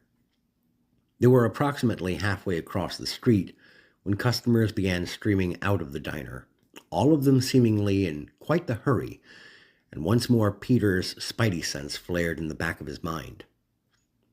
"Heads up, guys," Spider-Man said, and though the various members of the team took ready stances, no immediate threat identified itself. Instead, after almost a dozen patrons of the diner had fled to their nearby vehicles or down the street and started making hasty escapes from the area entirely, a lone figure strode out from within the diner, his every footstep accompanied by the ch-clang, ch-clang of spurs.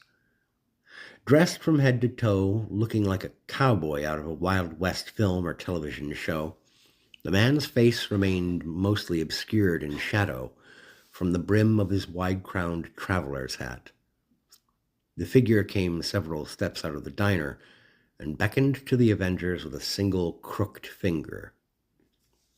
"Stay ready," Rogers said, his iconic shield in hand and at the ready.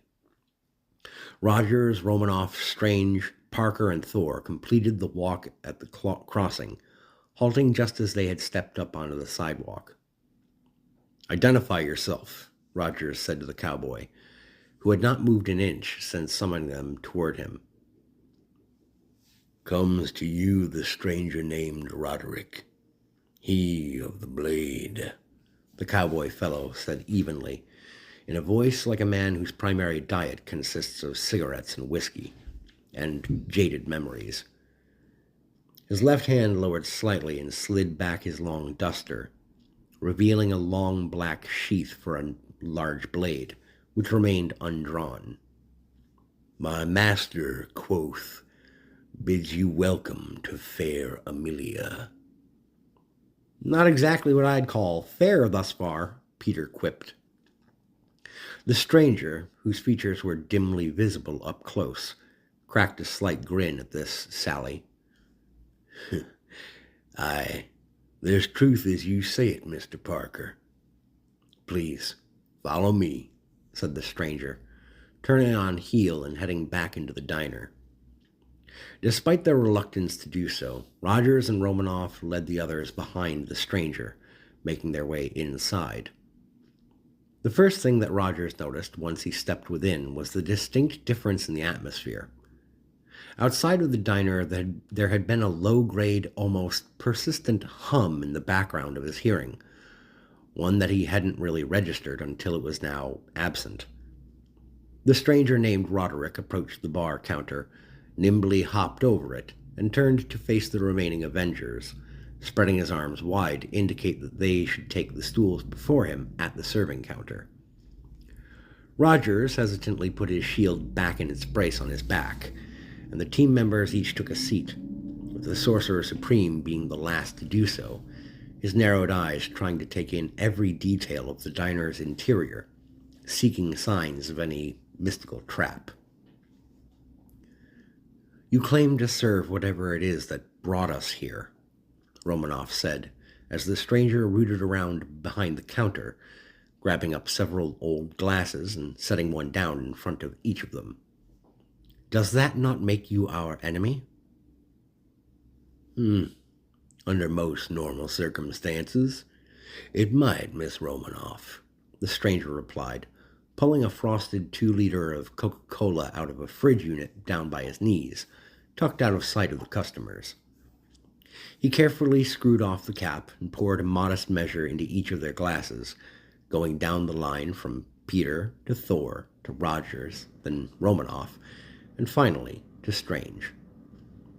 "But as you may have already gathered, these are hardly normal circumstances for the 5 of you, or even for myself. This isn't exactly my usual hunting grounds," he added, putting the 2-liter back. "What do you mean by that?" Strange inquired.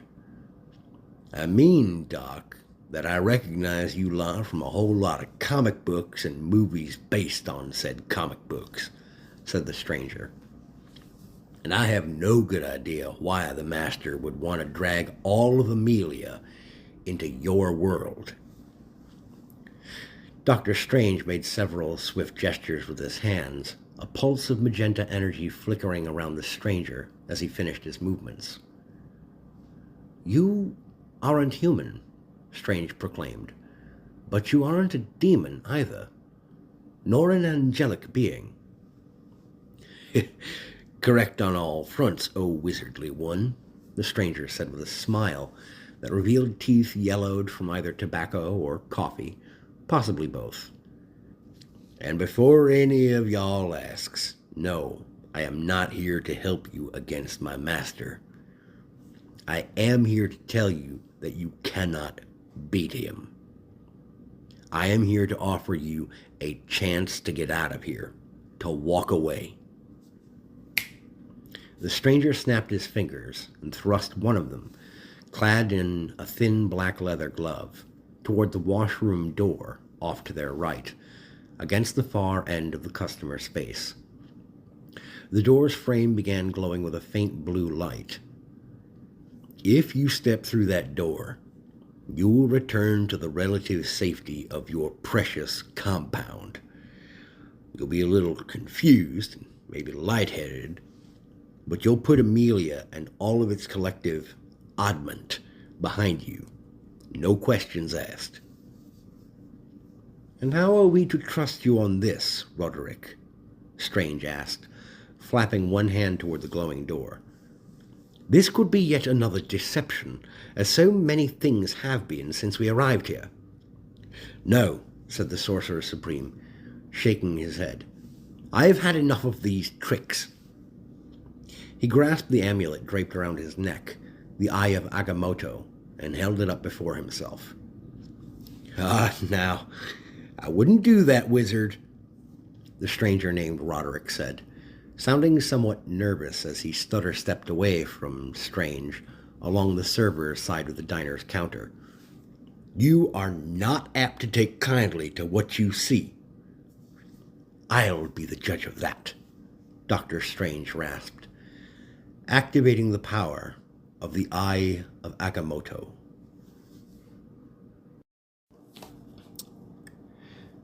Well, it was bound to happen, sooner or later. I mean, it was sketched out, loosely, mind you, but it was always set up this way. The specific details were always going to be a bit of a variable, but here we are, and there's not much for it now. The Sorcerer Supreme found his spectral self seated on a firm but not uncomfortable wooden bench, situated on one side of an average-sized square kitchen table. The tablecloth, one of those cheap disposable numbers, was streaked here and there with odd food stains and bits of crayon or colored pencil, likely from young children. Seated across from him at the table was an average-looking middle-aged man, a modestly thick beard standing out on his cheeks, chin, and upper lip, but with his throat clean-shaven. The fellow looked somewhere between haggard and haunted, clicking and clacking away on what appeared to be a relatively small laptop computer or tablet with an attached Bluetooth keyboard. Looming large behind the fellow at his tablet, ephemeral and yet very much visible to Strange, stood the raven-headed creature in its black and white checkerboard suit, smiling viciously at him with its beak full of needles. "Your timing is exquisite, Doctor," the creature rasped in its near-English lilt. "Why, you've come upon the fellow well into his morning." "Well, at least a couple of cups along of coffee there, quoth," said the fellow at the tablet, cocking one eyebrow up at the Sorcerer Supreme.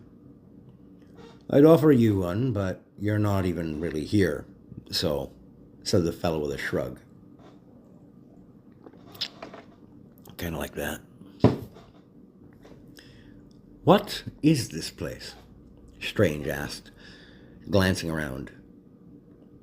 "It's his home, you know," Quoth replied, as the third man got up with a grunt, scratching his head absently as he carried an empty red coffee mug, stamped with the words, "My favorite season is football," upon it, over toward the kitchen area, off to one side of the dining area table.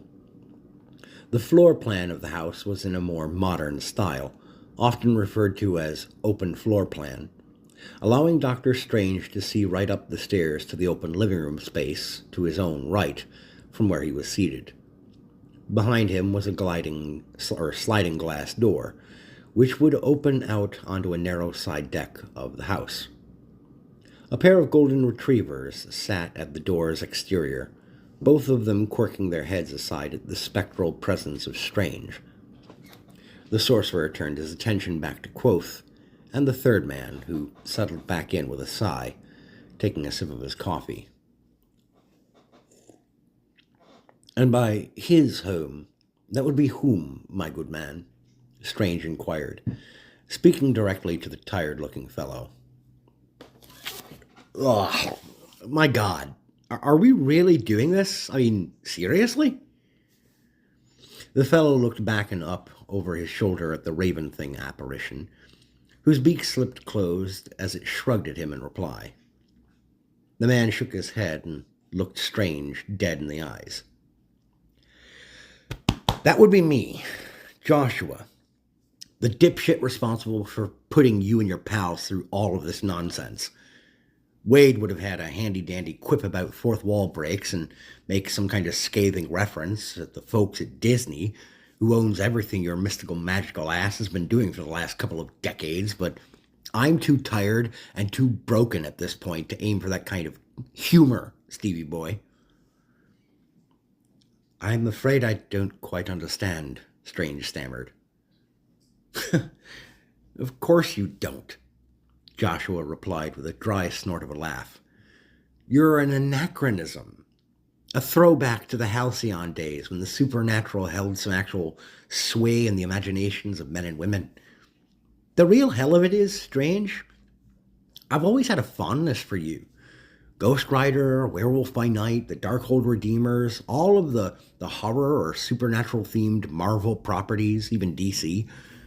I used to really dig all of them, including yours. And look, I wouldn't even be doing this, but I have to." "Why, Joshua? What do you mean you have to do this, whatever this is?" "I mean, Doctor, if I don't do something to keep this one busy now and then," said Joshua, pointing up at the looming raven thing behind him, "he starts hanging around more often, popping up in my day-to-day business. This whole thing, what you're going through, it'll keep him quiet for a while. I'll catch some murmurs and some mumbles here and there for a couple of months. And that'll be it. That helps me a lot more than you might imagine. Joshua then turned the tablet around and nudged it towards Strange. And Dr. Strange read the previous couple of pages of this document that is now being read to you, listener, for this audio presentation. And then he vanished into his precious Eye of Agamotto. Now get the fuck out of my dining room. Avengers, Into the Void, Part 9. Watching a full-grown human being collapsed down into a wet ball of pulverized bones, forcefully miniaturized organs and muscle and blood and whatnot, and suctioned like a psychedelic cartoon character through the very same mystical amulet they have been wearing the whole time that you've been around them, is bound to cause a volatile shock response. Steve Rogers, Natasha Romanoff, Peter Parker, and Thor Odinson witnessed this phenomenon happen to the Sorcerer Supreme, whose countenance had gone from slack and blank as he peered through the Eye of Agamotto to a cheek-splitting smile that literally ripped his face open back to the ears. The eyes had never returned to normal during the process, remaining pure white as his body physically crumpled into itself in a shower of blood and viscera, vanishing into the amulet's open center. The artifact itself landed on the diner floor with a thud, then vanished between one blink of the eyes and the next, as if it had never been there at all. "I did try to warn him," the stranger named Roderick murmured with a shake of his head. His slate-gray eyes slid toward Romanoff, whose hand was reaching down for one of her pistols. "Just as I'll warn you, girlie. Don't try it. You may be a faster draw than me, but you won't like the outcome." But Natasha wasn't listening anymore. She had been face to face with some of the most powerful, brutal forces and entities in the known world, and even beyond the world she had been born and raised upon. At a certain point, she knew, passively moving through any mission would result in failure or defeat. In order to attain victory, action had to be taken. She snap-drew the weapon and fired 3 times before anyone else could even blink, the stranger's head snapping back as the first shot took him just under the brim of his traveler's hat, the second cleanly hitting him in the exposed throat, and the third shot skimming up under his jaw as he fell back behind the serving counter, his own blade drawn to hand, but going down with him. The relatively small confines of the diner had made the burst of gunfire and the resultant toppling of the body dazzlingly loud to Rogers and Parker, who each had jumped back off of their stools, hands to the sides of their heads. Only Thor had been completely unfazed by the cacophony. Romanoff, for her part, hadn't even brought her legs down off of her stool in order to take her attack opportunity. She swiftly snapped them down and Stammer stepped back, however, when the stranger leapt back to his feet, the traveler's hat somehow remaining firmly fixed atop his head. The darkness of his hat brim no longer concealed his wind-burned countenance, however, which still hosted a weeping bullet hole square in the middle of his forehead. She had seen this exact scene before, on numerous occasions, dealing with Wolverine, Deadpool, or any number of other non-human allies and enemies that could regenerate from their wounds. They usually had some kind of smarmy, snappy one-liner, or grim joke at the ready while pressing the bullet from their body, a wolfish grin quirking their lips. Not this thing, though. No, she thought, as the stranger named Roderick's bullet wounds continued to bleed, and his grip on his long knife, a lethally sharp-looking weapon from her quick glance at it, tightened. The stranger side-saddle leaped over the counter, landing just in time to receive a full-force blast from Rogers as the super soldier swung his iconic shield in a whirling backhand at him. The blow flung the cowboy with a clang clear across the diner, where he crash-landed through a table. The stranger appeared to physically dissolve through the debris, and it was once again Parker who sensed the onrushing danger, though not to himself. "Widow!" he cried out. Romanoff wheeled around just as the stranger came lunging out at her from the shadows under another table just to her side, bringing her arms up in an X shape to block his overhand stab at her chest. "To me!" the stranger barked, reaching out his empty left hand into the air. Thor toppled off of his stool as Mjolnir flung from his own hand into the stranger's, who swung the Thunder God's weapon onto the pommel of his own weapon, driving it like a stake into Romanoff's chest, the sound of her ribcage splintering like so much dry wood rending the air. The cowboy creature tuck-rolled aside as Parker barreled at him to try and pin him down, bringing his right hand up, the blade flying back to its master, as Mjolnir did to its own, leaving a fountain of blood to spray out of Widow's chest. Thor, Rogers, and Peter stared in disbelief as the creature backed carefully toward the diner door. The Thunder God turned his weapon this way and that, shaking his head. That should not have happened," Thor stammered. "That should not have worked." "Yeah, well, rules like that tend to get a little squirrely where my master is concerned, Blondie," the stranger croaked with a wry grin, his bullet wounds now entirely absent, as if he had never been shot. Romanoff, however, lay very dead on the diner floor, her spreading life tacky upon the tile already. "If you don't like it, the door's right there," the stranger added, pointing the tip of his blade toward the restroom door, which still glowed faintly. "But that's your last chance. You come out this way," he said, pushing the door open with his backside, the world beyond the doorway appearing to be a mismatch to the calm, everyday metro visible through the windows. Behind the stranger, however, the diner door opened upon a swirling vortex of blue and yellow light. "Well, you're taking your chances, come what may. The choice is yours, heroes."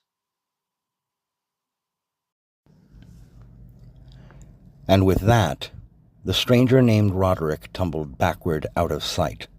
The diner door creaked shut, and only Thor, Captain America, and Spider-Man remained with the corpse of their fallen friend. Avengers, The Void Calls, Part 10. That seemed a little gratuitous. "Oh, pshaw. It could have been much worse, Josh.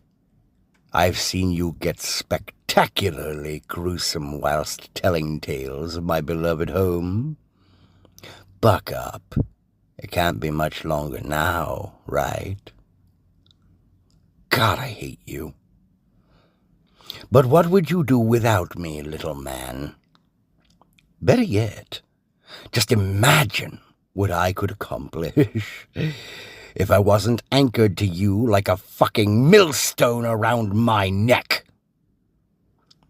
Probably best we not find out any time too soon, eh? Fair. You're going to die eventually. I'll be free then.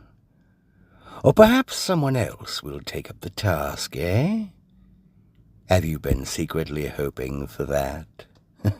That some wastrel, even more deluded and broken than yourself, some colleague of yours, will take up the mantle and relieve you of dealing with me? The notion carries some appeal, but to be honest, nobody deserves to have to deal with you, Bird. Then why do you? I've got no choice. As long as there are sharp blades and ropes with sturdy banisters or branches out in that yard of yours, that isn't true, Chumley. But you're not going to opt for that escape route. Mortal sin and all of that claptrap. Anyhow, I believe the audience might be growing a touch impatient with this bit of navel-gazing masturbation, oh scribe. Care to get us back on track before this minor hiccup becomes a full-blown narrative derailment? Yeah, right.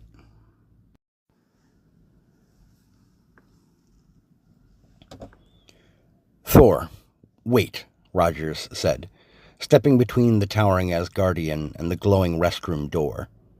If we stick together, we can face whatever's out there, the three of us. I still have faith in us.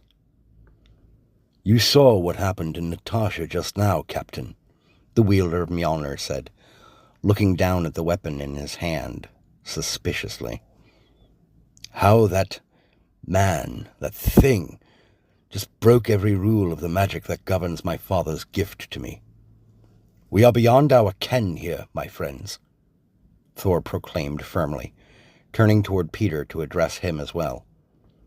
I believe we should leave this foul place, all of us, and seek counsel beyond it. But you heard what the stranger said would happen if we walked through that door, Peter said, pointing past Thor. He said we'd show up back at the compound confused, that we'd forget we'd even been here. But that isn't what he said exactly, Rogers replied, rather unhelpfully to Peter's efforts. He said we'd be a little confused, but that we'd put Amelia and all of its oddments behind us, which isn't the same thing. Yeah, and then he soaked a bullet to the dome in the throat, hopped back up, and went all sculptor in training on poor Widow, Peter snapped back, slapping his own forehead, exasperated. Do you really think we can trust a guy like that to be on the level?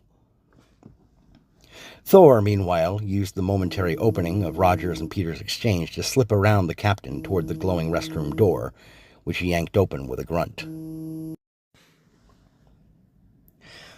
The glowing swirl of scarlet energy before him dazzled Thor's eyes just long enough that he didn't see the first few sharpened chains that lashed out to coil around his body, but he felt their gouging kiss as the clanking links fastened tight around his chest, throat, wrists, and ankles. Reacting out of instinct, Peter fired his web lines against Thor's back and tried to pull him back, but a dozen more of the sharpened chains lanced out of the doorframe to coil around the Asgardian, one of them snatching up the legendary hammer as it fell from his severed hand. Despite his considerable raw physical strength, Peter felt the immeasurable and inevitable strength of the unseen handler of those chains as it pulled against him, ultimately snapping his web lines as the door clapped shut on the howling Asgardian, as he was dragged beyond to whatever grisly end was his to meet. The door let out a ghastly little belch, then shifted to resume its prior mundane appearance from when they had first entered the diner.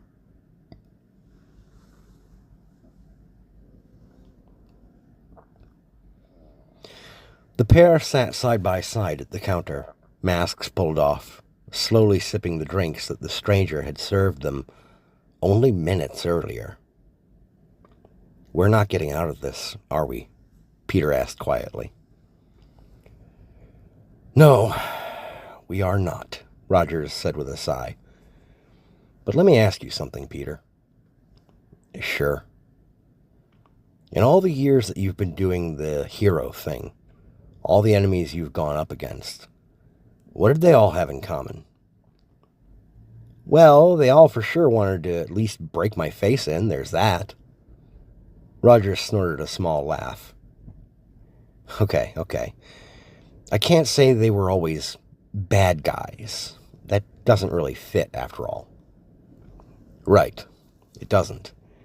Even some of the people I've gone up against in my time, they weren't all pure mustache-twirling villains. Some of them, absolutely, yes. But they always had some kind of goal, some kind of plan lined up, and I just happened to get in their way. Okay, yeah, that checks out. Even Thanos, messed up though his whole utilitarian plan was, he had a goal in mind, a vision. I get it. He drank off the last of his soft drink and grimaced. This doesn't feel like that at all, Cap. I mean, if there is a point to it, I'm not seeing it. He looked over his shoulder toward the door of the diner. Even if we go through that together, we're going to be separated. Most likely, Rogers replied, but possibly not. Peter, I'm willing to admit that I'm not nearly as bright as you or Tony or Dr. Strange in terms of the big brain science or mystical arts, he said, climbing up off of his stool and pulling on his head covering. But I've been around the block enough times to notice certain patterns. Okay. Peter pulled on his mask and rose from his stool as well. Does something fit here? It's a little like those horror movies you guys all had me watch from the 1970s and 80s. The serial killer or monster, they divide and conquer, work their way through their victims, and in the end there's always one last survivor. They either figure out how to beat the villain, or they're allowed to escape, so the studios can make a cash grab follow-up sequel. Rogers turned toward Peter, hands on his hips, and grinned at the web-slinger. Well, I figure, if only one of us goes through that door, whoever remains here will be the de facto survivor. Yeah, that only works if the thing running the show here plays by those rules, Cap, Peter objected. His spidey sense flickered once more, and he leaned back out of the way just in time to avoid the punch to the forehead that Rogers threw at him. But as his left foot slid back, he felt something clamp solidly around his ankle. He looked down and spotted a powered restraint device of the sort Romanoff had routinely kept on hand, lashing him to a footrest bar running along the counter side of the serving counter. What the... Little trick that I picked up from Castle, God forgive me, Rogers said with a nod. I'm sorry, kid, but this is the sort of thing I signed up for when I became an Avenger. You weren't even supposed to be at the compound this morning. Before Peter could use his web shooters to put Rogers in a similar circumstance, the super soldier lobbed another punch at him, which put the lights out for the friendly neighborhood Spider-Man. Taking up his shield on his forearm, Steve Rogers headed for the diner door, pulled it open, and let himself fall forward into the swirling void beyond it. Avengers, The Void Calls, Part 11. There was a crash of heavy water all around him, and the stink of sweaty bodies all jostling in tight, cramped quarters together, pressing against him all around. Rogers's head was throbbing, but as he blinked his eyes rapidly to clear his vision, he realized he was in some sort of small troop transport boat, surrounded by his fellow GIs. Of course, these servicemen weren't exactly as he remembered those he had served with in his day. These weren't really men at all, he realized as he slowly craned his head this way and that to look at them. They were living stuffed teddy bears, perhaps half his standing height, but with very real weapons and uniforms. At least, most of them were. Among their ranks, pressed in as tightly as they were, he also spotted at the rear of the swift boat a figure that appeared to be composed of assembled bits and pieces of home appliances, all welded together and loosely pressed into a vaguely humanoid shape, with a BDU uniform top draped over its upper torso.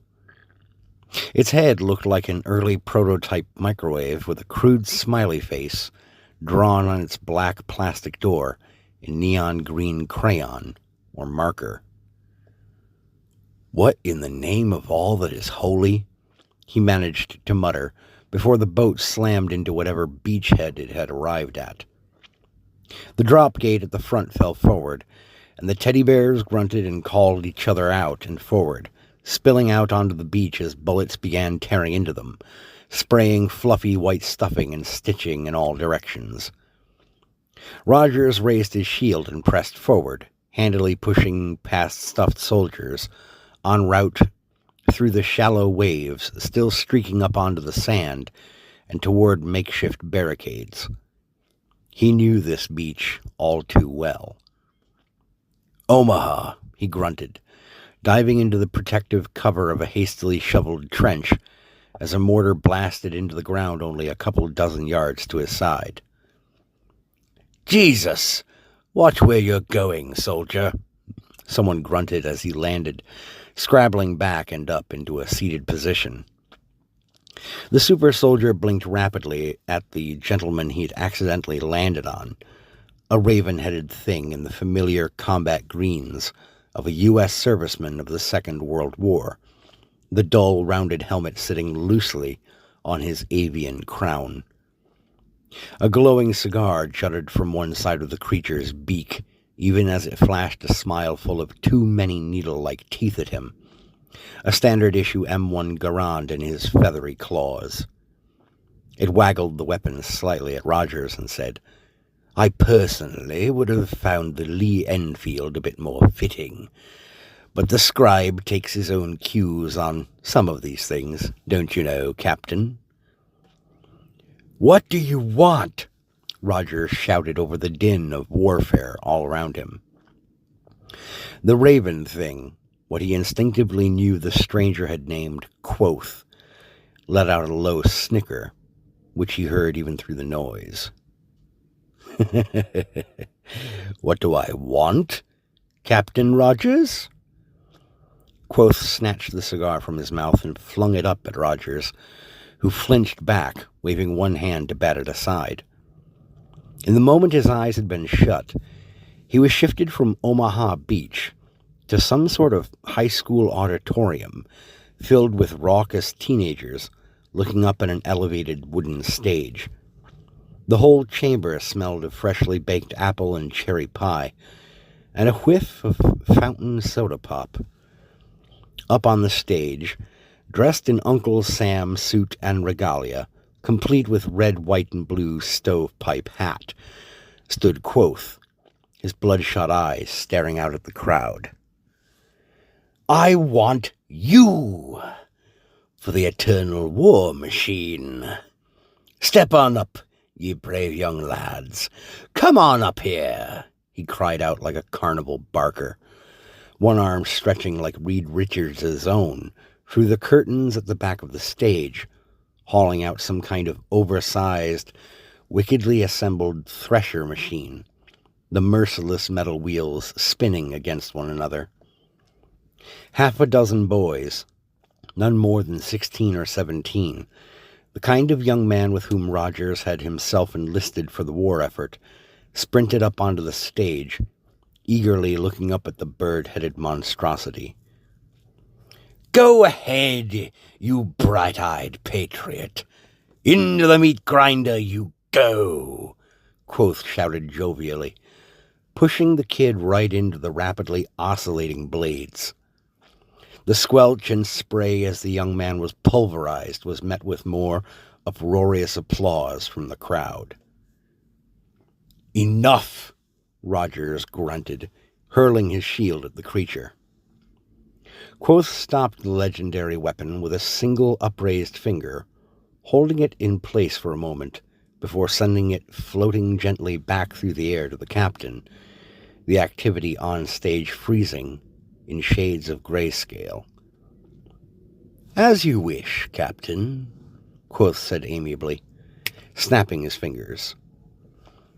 In another blink of the eyes, Rogers found himself standing in a clear green field somewhere, a park of some sort. He couldn't pinpoint the precise location, but he suspected it didn't really matter. The air smelled clean, and there was the semi-distant sound of traffic somewhere in audible range, and that was all he cared to know for the moment.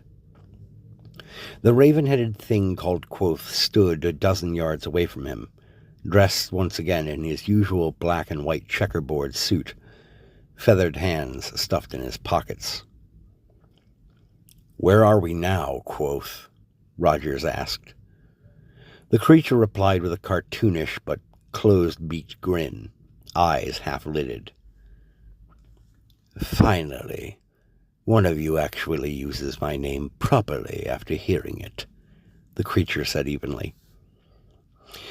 "It's really quite a surprise your friend Natasha lasted so long in this draft. You know, the first go-around, the scribe killed her off right near the beginning, had a mechanical failure of the Quinjet crash your whole team into that field near the sign into town along Route 5. I prefer his tactics this time, though, using the whole fade-to-black confusion angle. Really sells the meta element of the spectacle, don't you think?" Rogers narrowed one eye at Quoth, a hunch churning in his mind. "This is something to do with multiversal events, isn't it?" he asked. "In its own way, yes," Quoth said with a shrug of his shoulders. Rogers heard commotion to both his left and his right, and took a quick glance in both directions. The park they stood in, he realized, was ringed by occasional patches of trees, yes, but it was a city park nonetheless, complete with city people. Though they were far enough away as yet that he couldn't make out clean details, he could tell from the quality of their movements that there was ill will aimed across the park at one another. But not quite the way you're accustomed to, O flag-waving man. "These," Quoth said, reaching his hands out to either side, pointing with one claw at each slowly approaching crowd, each of which had grown in size. "These are your fellow Americans, Captain Rogers.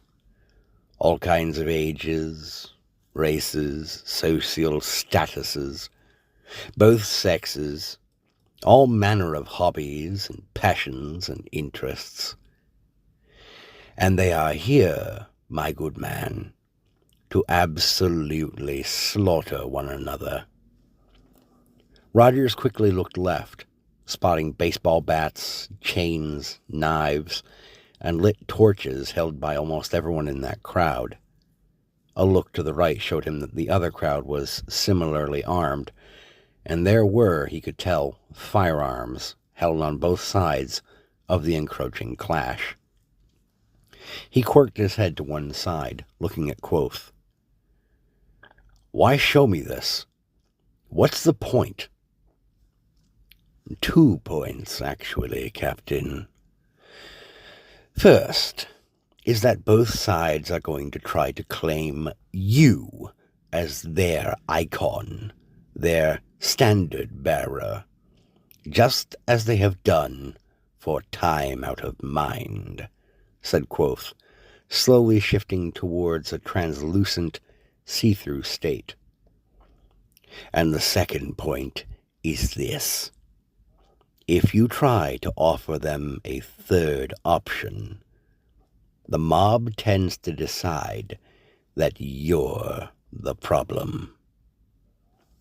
Quoth faded entirely out of view then, leaving behind only his faint stench of cinnamon and spoiled meat.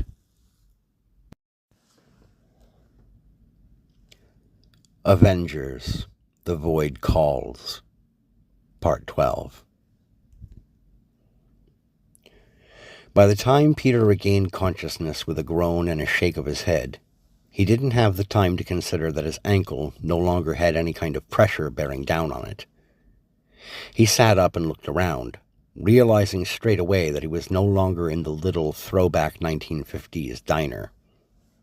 He didn't recognize the rooftop that he lay upon, but he'd been on enough rooftops in the Big Apple to know that he was atop a relatively high-elevation building.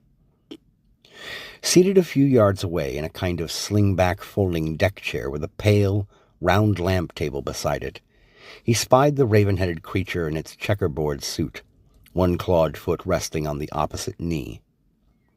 It was, at the moment, peering down its long face at a floppy comic book, which it set aside gently on the table as Spider-Man got groggily upright.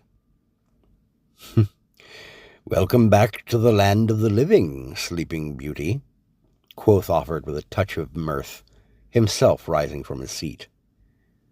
"Hey, I didn't exactly choose to take a beauty nap, Tweety Bird," Peter quipped in reply. He rubbed his temple briefly, right where the captain had punched him. Cap thought I was going to try to stop him. "Which you would have, I might observe," Quoth answered dryly, folding his hands together behind his back, taking a few sliding steps toward the wall crawler. "I witnessed the whole thing. There isn't really much that happens in Amelia that I don't see, of course." Peter shook his head and took a leap-ready posture, hoping to prepare himself for whatever the creature might throw at him. "Well, all right. What's it going to be, Bird Brain? It's pretty obvious you've got some heavy, mystical stuff to throw at me. Maybe some monsters from that book about this place that Doom sent us. I read through some of it myself on the Quinjet. Pretty nasty-sounding stuff." But Quoth made no move toward him, no gesture of summoning to nearby minions. "Young Parker, with you, I would simply like to talk, if you would but believe me," said the raven-headed ruler of all things unpleasant in Amelia. With a snap of his fingers, Quoth conjured a second folding chair for Peter near his little table, returned to his own seat, and snapped his fingers again.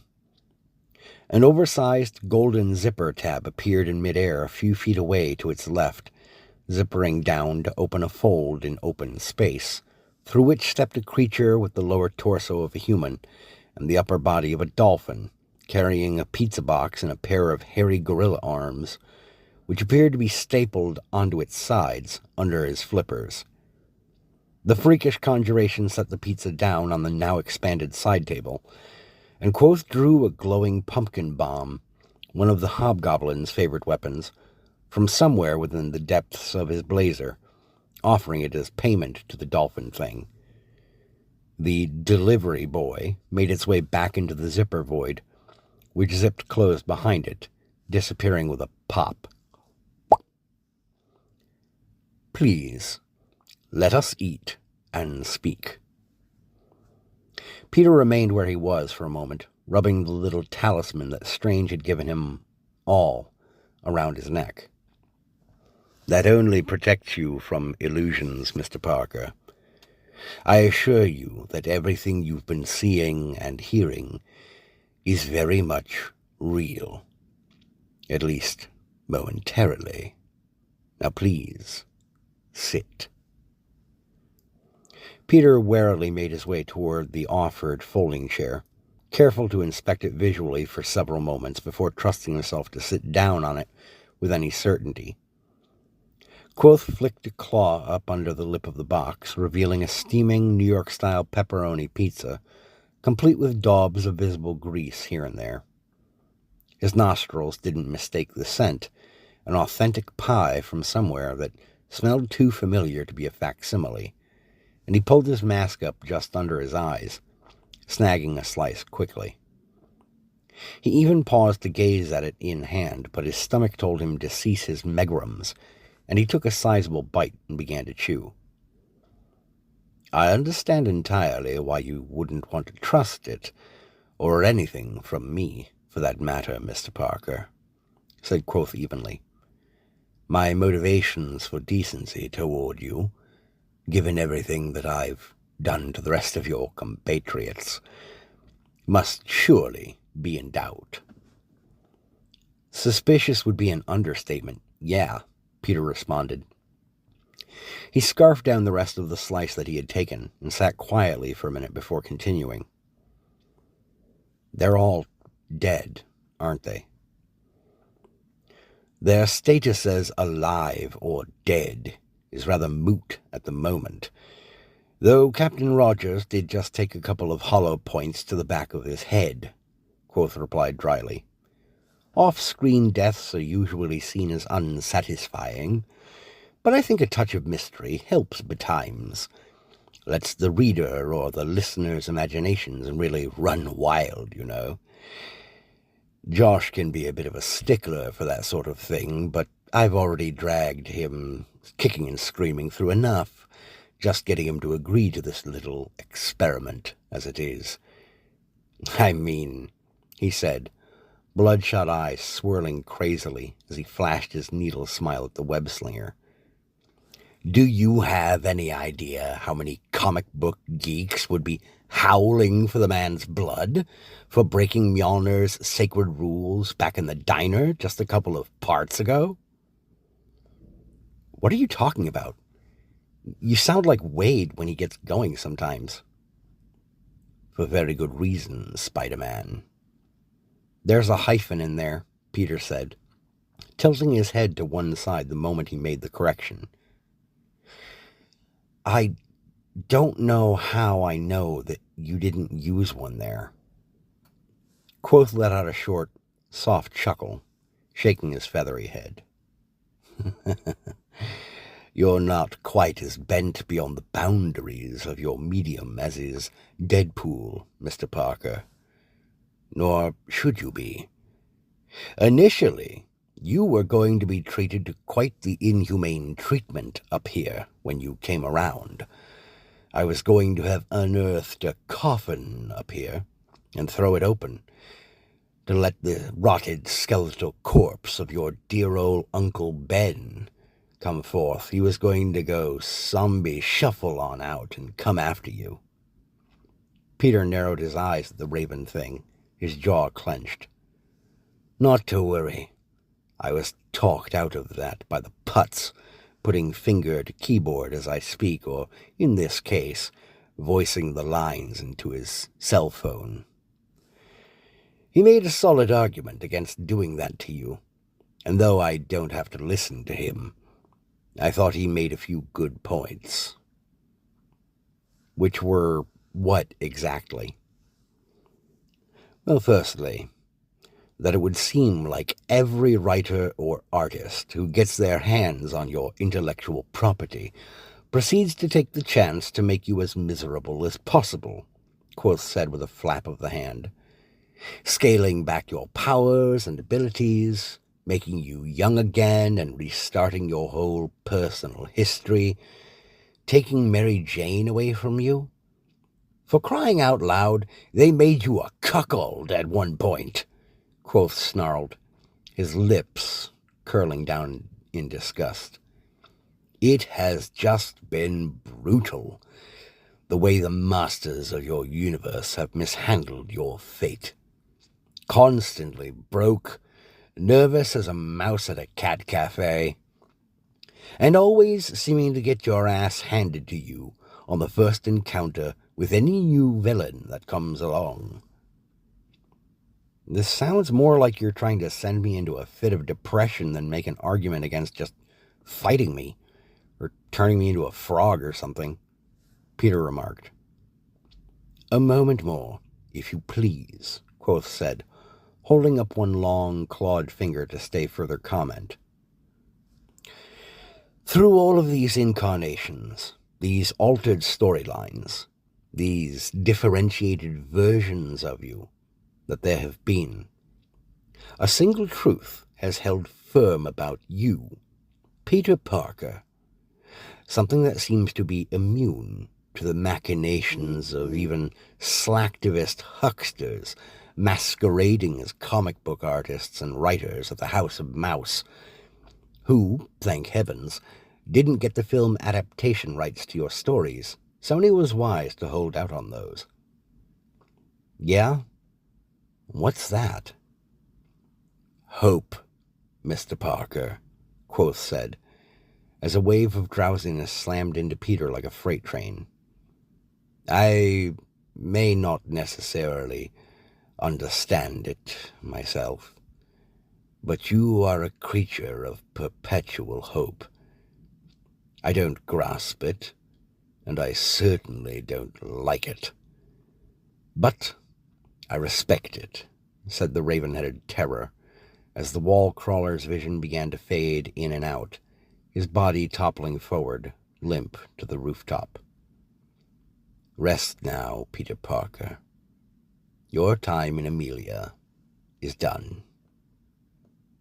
And all slipped into darkness. Avengers, The Void Calls. Finale. The eyebrow over Colonel Fury's lone functional eye elevated slightly as the glowing hollow map in the center of his office twitched and shivered, returning to its normal dimensions, the otherworldly Amelia County seemingly vanishing as abruptly as it had appeared. He turned slightly in his seat to look through the glass walls out at the other agent stations on the command floor of his tower, but in place of any of his men and women in SHIELD uniforms or suits, he saw pockets of those inflatable punching bag clowns wobbling to and fro slightly, as if a breeze were passing through the building. He heard the ting of the elevator beyond his office door, and out of the sliding doors strode a raven-headed creature in a black and white checkerboard suit, salmon-pink button shirt worn underneath with a thick black tie.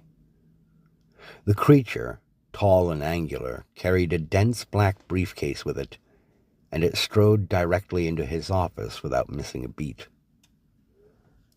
Fury remained seated where he was. He could taste the visceral violence and raw otherness of the creature before him, and knew that he had no defense against it if it chose to move on him.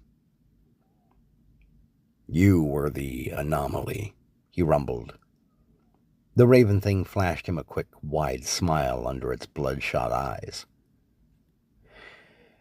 "In part, yes.